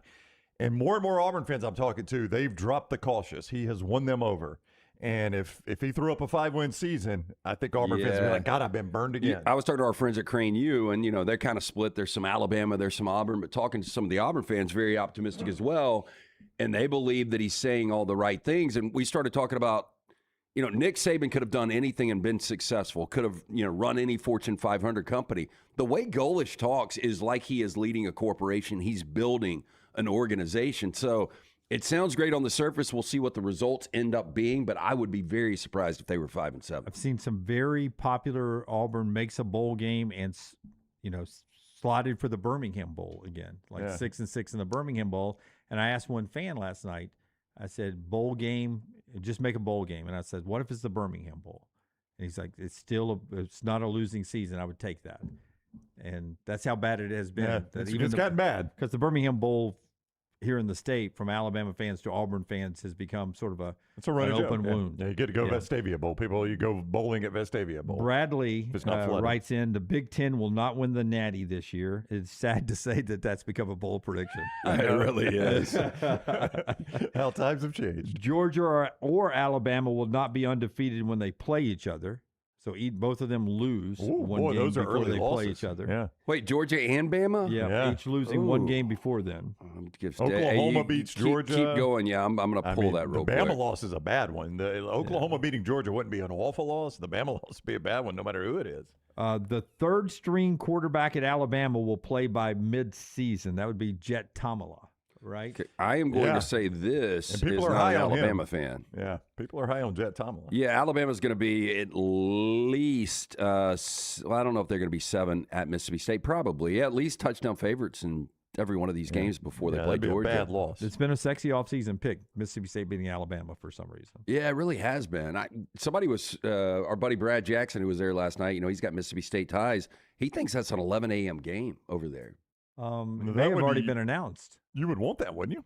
I mean, maybe. Georgia, yeah, Oklahoma at home, that would still, Oklahoma's going to be good. I agree, but that would not be a great loss. That would be bold. Caleb writes in his bold predictions. LSU beats Ole Miss by double digits. Ooh. Boy, that'd be bad for Pistol Pete. And we will definitely see things thrown on the field. Caleb has Alabama going 11-1 in the regular season, Miami missing the playoffs. They almost did last year. I don't know if this Miami team's going to be as good as it was last year. Some bold prediction. Brett is on the phones with us. Brett from New Mexico, our truck driving friend that drives all across America and keeps us in check in his cab. Brett, welcome back to the show. Your bold predictions in a second. But first of all, thanks for coming all the way down to the kickoff party last night at Walk-Ons. It was great to see you.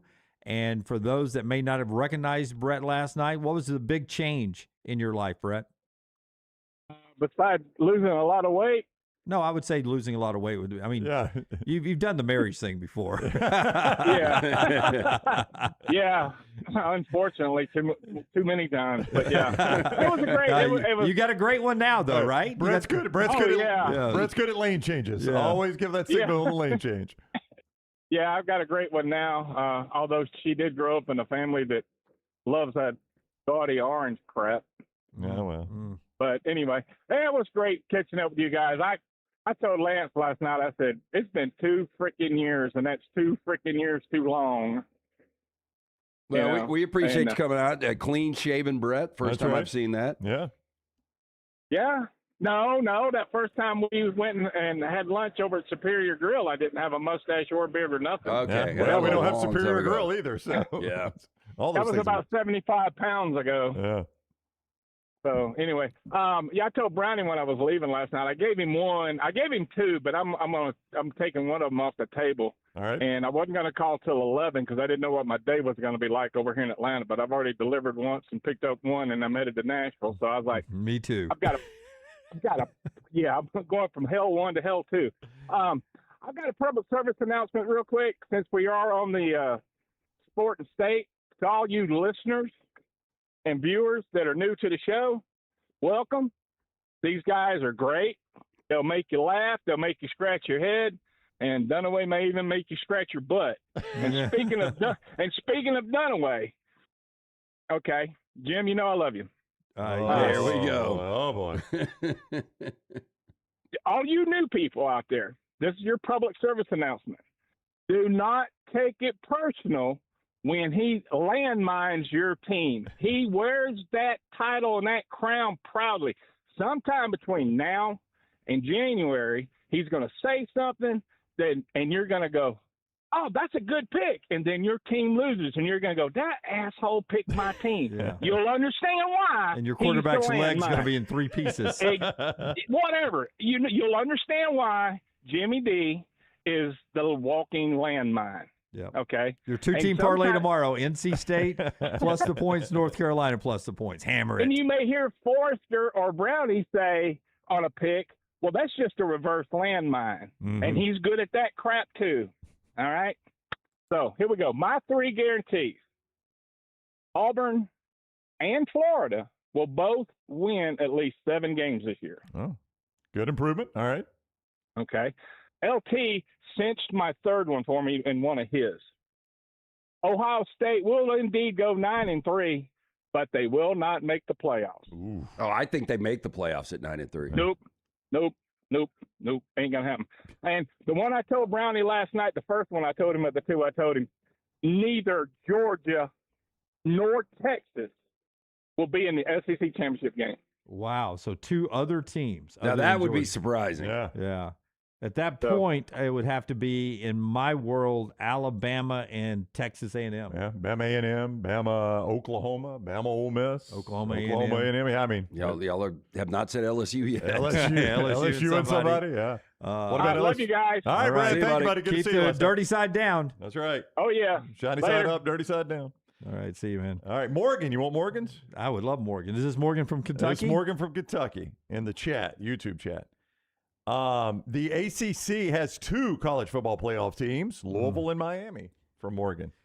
You know, I hate to open the door for 2 ACC, 2 Big 12s, but you know there's that feeling that you could go 2 ACC teams this year because of Miami's preseason reputation. If the ACC or Big 12 was to get 2 in, that means there's some good 3-loss either Big 10 or SEC teams that are left out with not comparable schedules. Yeah, and I just don't think you're doing your job. Now, again, we got to see how this whole thing plays out. But if we're sitting here at the end of the year and we obviously think this 9-3 team is better than this 11-1 ACC team, that's a problem. But I will say this about the ACC: SMU's really good. Louisville's good. Miami's really good.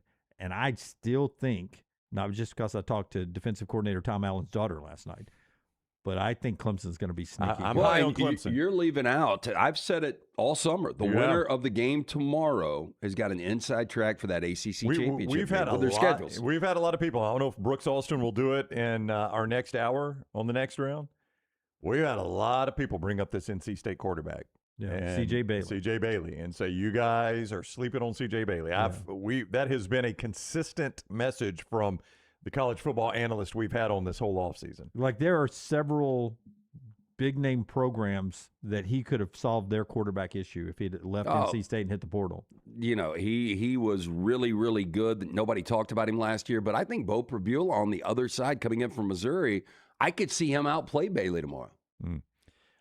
Prediction number 2 for Morgan, Indiana, 12-0, and they go back-to-back, 12-0 regular season and back-to-back national championships. Look, that no is way. bold. That would be 32 consecutive wins. That'd be crazy. Not enough oxygen left in the atmosphere for Kurt Cignetti at that point. If he did that, the world would just implode. I mean, what would we really say at that point? I mean, are people starting to talk about this is the next great coach in all sports? Come on. Yeah, we would badly overreact. That's what would happen. I can promise you that.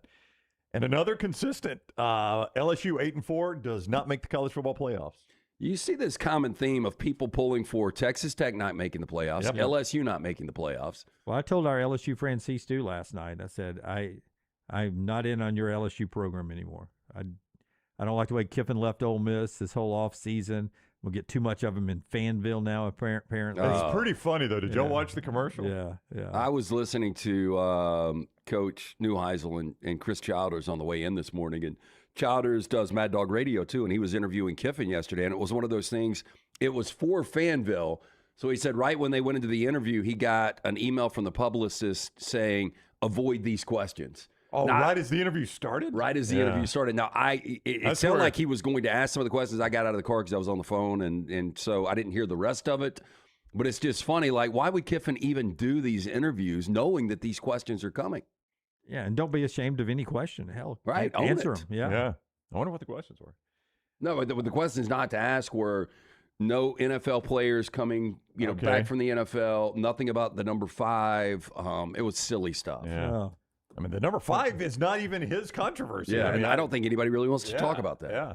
I mean, if Kiffin came on this show today, I wouldn't even think about asking him about the number 5 well, deal. I mean, that's not even his controversy. Technically, Kiffin is doing the right thing in the number 5. He's honoring a promise that Brian Kelly made to a kid, and the kid's upset. He came to LSU, and he was told he could wear 5. That's the only thing he's done right. I know. This is PR-wise. He's actually taking the hit, doing the right thing. It's the one controversy that really doesn't even involve him. Hey, but why? I mean, you think it's a good move for Vansville to put him in there? I just don't think he's got good enough personality. Well, it's a great joke and a legal lane change. I mean, very, very good joke. And he is at least recognizable. Yeah.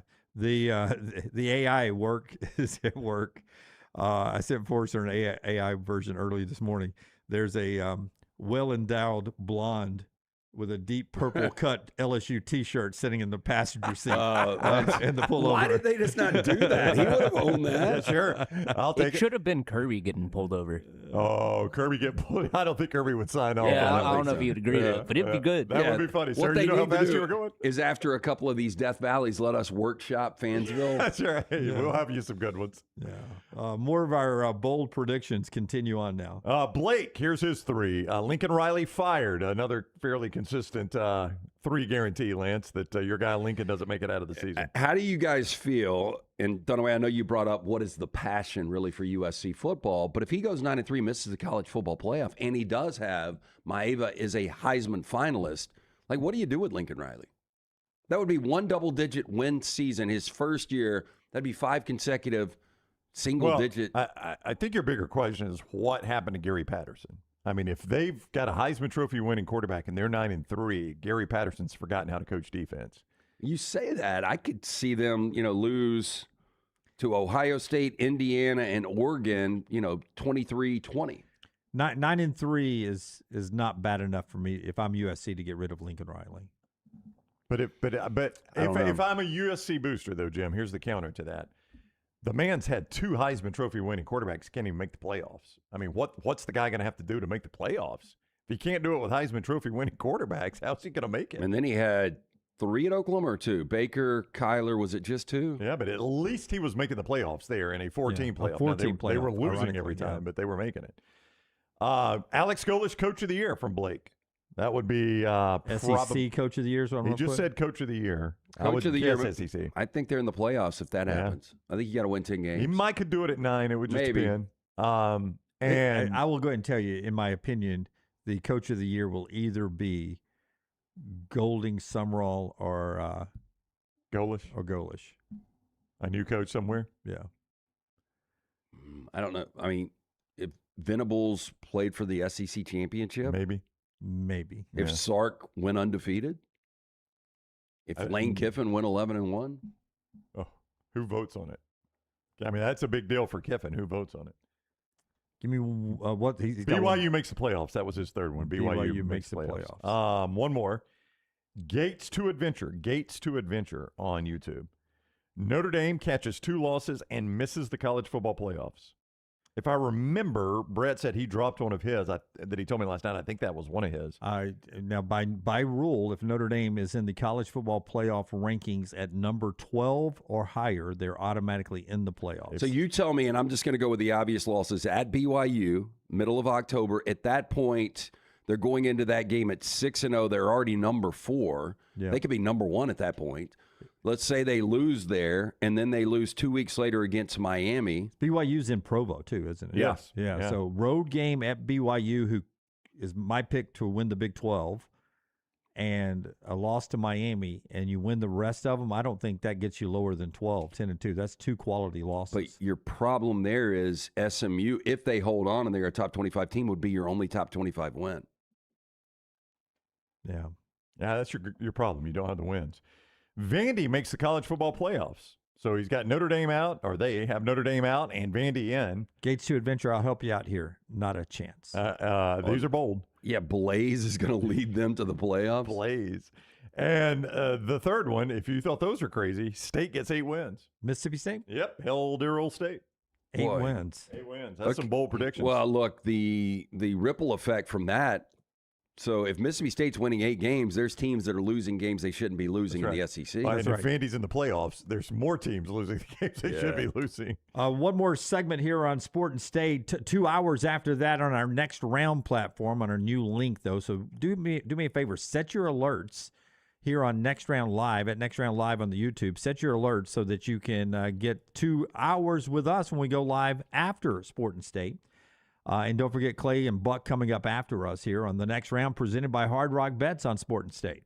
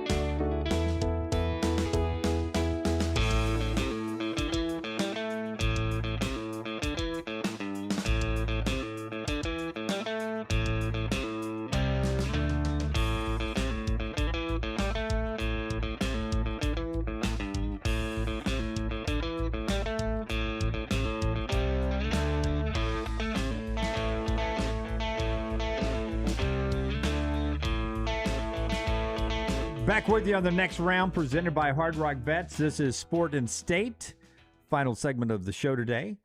Interesting that Trinidad Chambliss' Heisman campaign kicked off yesterday. They're in the Big Apple, Times Square. You can see Trinidad Chambliss on all the monitors there at Times Square yesterday as they kicked things off in New York for Trinidad. Both day and night pictures all day long. Little Ole Miss in New York City as he starts his push in a Heisman campaign this year. Our friends at XXXY brings you this part of the show. That is the company that had a tea that launched a movement. It is founded by Jennifer Say, former national champion gymnast, former Levi's brand president. And she walked away from that corporate job rather than say something she didn't believe and started a new brand, XXXY Athletics. It is a mission, in their words, to empower female athletes and take a stand for fair competition. They call it the tea that launched a national movement. And for that reason, they are the official Nashville Balls gear provider, Clay Travis' future WNBA franchise. XXXY has all that apparel, the Nashville Balls merch, tees, trucker hats. It's out now right there. If you want the shirt, that's where you get it.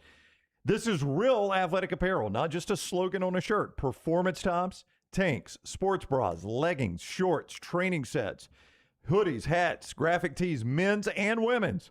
It's worn by athletes who've actually put something on the line, and new customers get 20% off your first order when you sign up.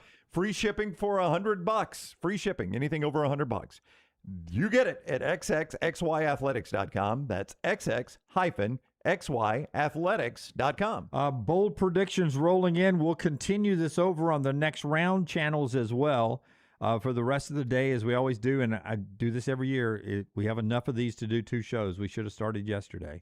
Ashley writes in, Arizona wins the Big 12 and makes the playoffs. You're sneaky high on them. Well, Fafita, back for a 5th year, and he has got more experience than maybe any quarterback in college football coming into the season. I think Arizona's going to be good. I don't know if they're going to be good enough to win the Big 12. That is a bold prediction.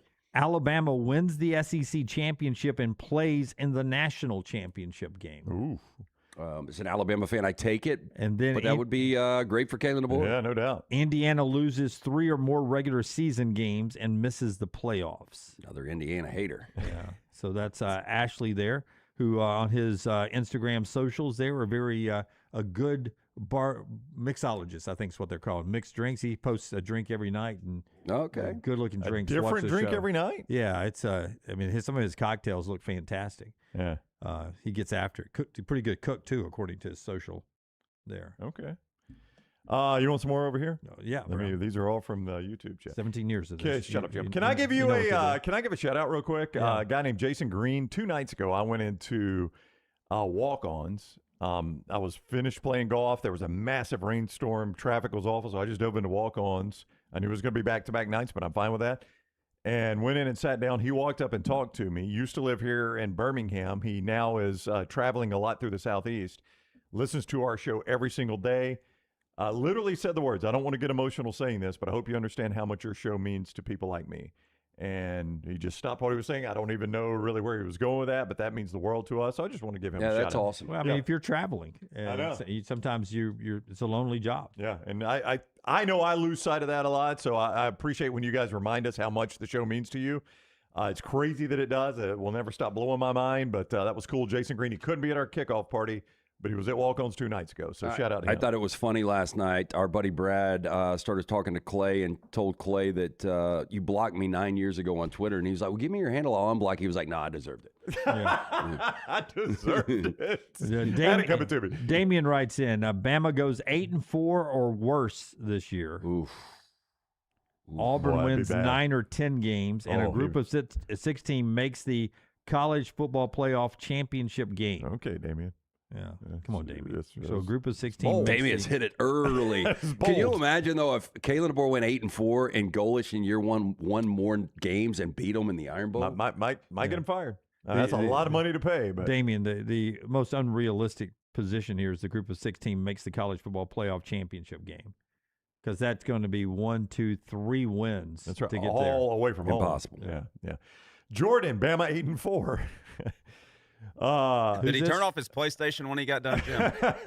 Who's that, Jordan? Jordan said this, yes. Yeah. Bama 8-4. Lane Kiffin makes the college football playoff with 4 NFL players. It's interesting there. And here's one for you. His third bowl prediction, Sark fired before November. He's got Sark getting fired in October. That would be disastrous. I don't know how that could happen. That would take an off the field backsliding by Sark for that to happen. That happen. Chad, his 3. Georgia and Texas will not win the SEC, so he's taking 14 other teams other than Georgia and Texas. He says Notre Dame does make the college football playoff, but they are embarrassed in round 1. That would be interesting. Like if they are, maybe where they've got to go on the road and went to a Big Ten or an SEC stadium. Well, I mean, I guess you're saying that the schedule just didn't have them ready for the competition. Yeah, that's right. Yeah. And then number 3, Auburn wins one of 5 games they're quote unquote not supposed to win. So I guess the games they're not supposed to win, of course, would be Alabama, Georgia, LSU. I mean, Florida's a toss-up.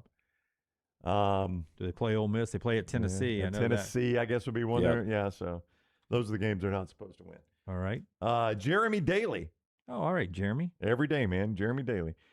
Bama in the national championship game where they only lose to Ohio State. Be a huge step forward for Kalen DeBoer, though. Just kidding. It would be massive. Yeah. Yep. Yeah. But, of course, those in the media would say he's 0-2 in championship games. How did they get there, you might ask? His second bowl prediction, Keelan Russell is a Heisman finalist. And then he, too, has Texas 8-4 and not making the playoffs.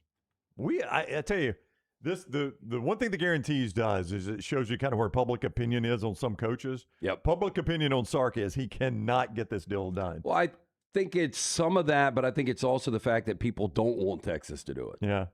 Living Tuscaloosa County says Texas does not make the college football playoff. It's another Sark doubter. Lane Kiffin leaves for the NFL. I don't know if I could see that. I mean, it was a long time ago, but his stint in the NFL with the Raiders was awful. I wonder if his coaching style, aside from the Raiders, because he's matured as a coach since then and matured as a human since then. I mean, it's still some of the stuff Lane does is crazy. He's more mature probably than he was. I wonder if his coaching style appeals to the NFL. Like, I wonder if they look at that and like, that's the guy, that's the style we want here. Yeah, maybe. I mean, one thing, he used to do at Alabama, and I doubt he's changed it now, is, one of the criticisms he got as Alabama's offensive coordinator in regards to preparing a quarterback for the NFL is that Lane would frequently whistle. You could hear it on the TV. He would whistle. The quarterback looks at him. He would tell him the receiver to throw it to. That's right. Here's your open guy. And while that is great for winning college football games, it might not be best for a quarterback's NFL development. Now, Lane was getting paid to win college football games, so he should have been doing that. And I do think he would love the challenge of being able to, go in and dissect an NFL defense, but at the same time, he would be maddened by the fact if he had a bad quarterback. Yeah, in which generally when you get an NFL job, you've either got a bad quarterback or you've just drafted a quarterback, which could be a bad quarterback. Yeah. Number 3 from Living Tuscaloosa County, Notre Dame misses the college football playoff. That one seems unlikely, doesn't it? It does. I think it would take 3 losses. Yeah. All right. Another one, Brownie. It's bold prediction Friday, final few minutes of the next round, presented by Hard Rock Bets here on Sport and State. Vol fan, Heisman is not a quarterback. The Heisman winner is not a quarterback from Vol fan 205. That's become bold. Yeah, we saw Devontae Smith do it. We've seen running backs do it. You would say you could see maybe Malachi Toney do it, but then how does Mensa not win it? Or you could see Jeremiah Smith do it, but then how does Sayan not win it? Well, here's how Malachi Toney wins it, okay? Malachi Toney wins it because he can run a touchdown in a running play. He can catch a touchdown. Can throw a touchdown, probably return kicks, and then return a touchdown. So all of a sudden, if he's scoring in 4 different phases of the game, that's going to lift him above just normal wide receivers. Yeah, and going into the season, I might say he's the second best player in college football. The only way Devontae Smith won it was Jalen Waddle got hurt, and that's unfortunate for Waddle. But with Waddle in there, Mac Jones would have won the Heisman that year because he would have spread the ball out a little bit more. But once Smith was the clear number 1, he got all the catches. Off of that, Patrick says the same thing. He says, book it, Jimmy D. A non-quarterback wins the Heisman this year. So there's another guy with that. Auburn wins 8 games, and the SEC has 2 teams in the semifinals of the college football playoff. And again, I'll say this.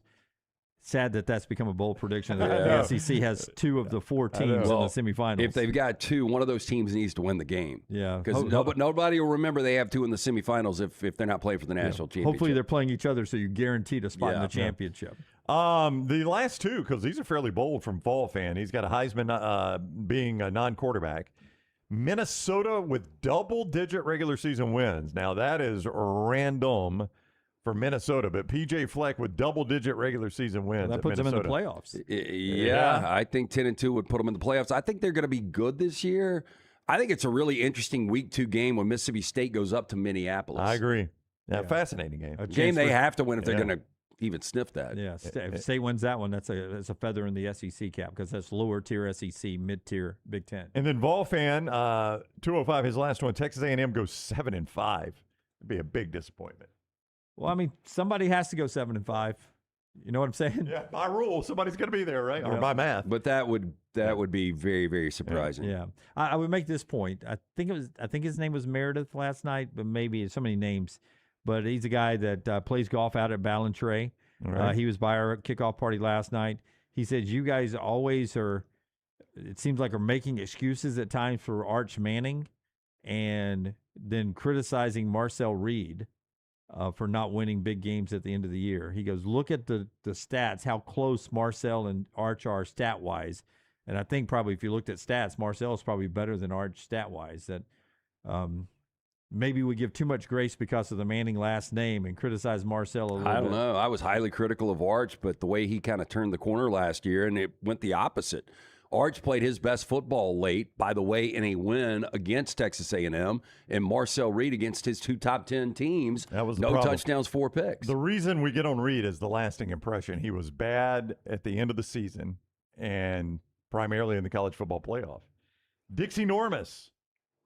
Always love hearing from Dixie. 3-loss Texas team makes a run in the college football playoffs. So somehow a 3-loss Texas team gets in. An enormous run, yes. Very enormous, yes. Number 2, Ole Miss and A&M both lose 4+ games. So back-to-back A&M bad predictions, and Ole Miss in there with them. And his third prediction, the Big Ten streak ends. Again, Jim, as you've said many times, sad that we have to make that a bold prediction, but that's where we are in life. Yep. You got another one? Yeah, Keith. Texas, 3 or more losses. I mean, the Sark doubt today is incredible in this thing. Really is. Clemson wins the ACC, Keith says. That's amazing. That's a bold prediction now, but it kind of is. It is. And his third bold prediction, the national championship game will not feature Ohio State, Georgia, Texas, or Oregon. Those 4 teams not in the championship. I mean, what is interesting about that is your top 4 seeds right now, probably, if you seeded this thing out. You're right. Ohio State, Oregon, Texas, and who? And Oregon. Ohio State, Oregon, Texas, and Georgia. Sorry. Your top 2 from the SEC, top 2 from the Big Ten. Yeah. Wow. With the TV rankings crater at that point. Yeah. Maybe that Group 5 team is in after all. Yeah. All right. You got one more? Sure. Okay. Give me another one. Keelan Turner. Here we go. Maybe Keelan. I don't know, but we're just Let's call it Keelan. Keelan. Arch is a bust, and Sark's seat is now hot. More Sark doubt. Penn State makes the college football playoffs. And this was interesting. LSU would make the college football playoffs, but they are ruled ineligible. Yep. Well, I mean, that's the courtroom standoff right now. Know. You play a player, I can come back and penalize not the player, because that would be a court violation, but we'll penalize the school, the coaches, and even the college football playoff may get involved in that. All right, that is the next round presented by Hard Rock Bets on Sport and State. We continue bold predictions. Keep those rolling in over on our next round platform. Some of you are watching here already, so hang around. We'll send out a new link in a second. You can jump in on that. But if you're with us on Sport and State and have never been over to the Next Round platform, do that right now at Next Round Live.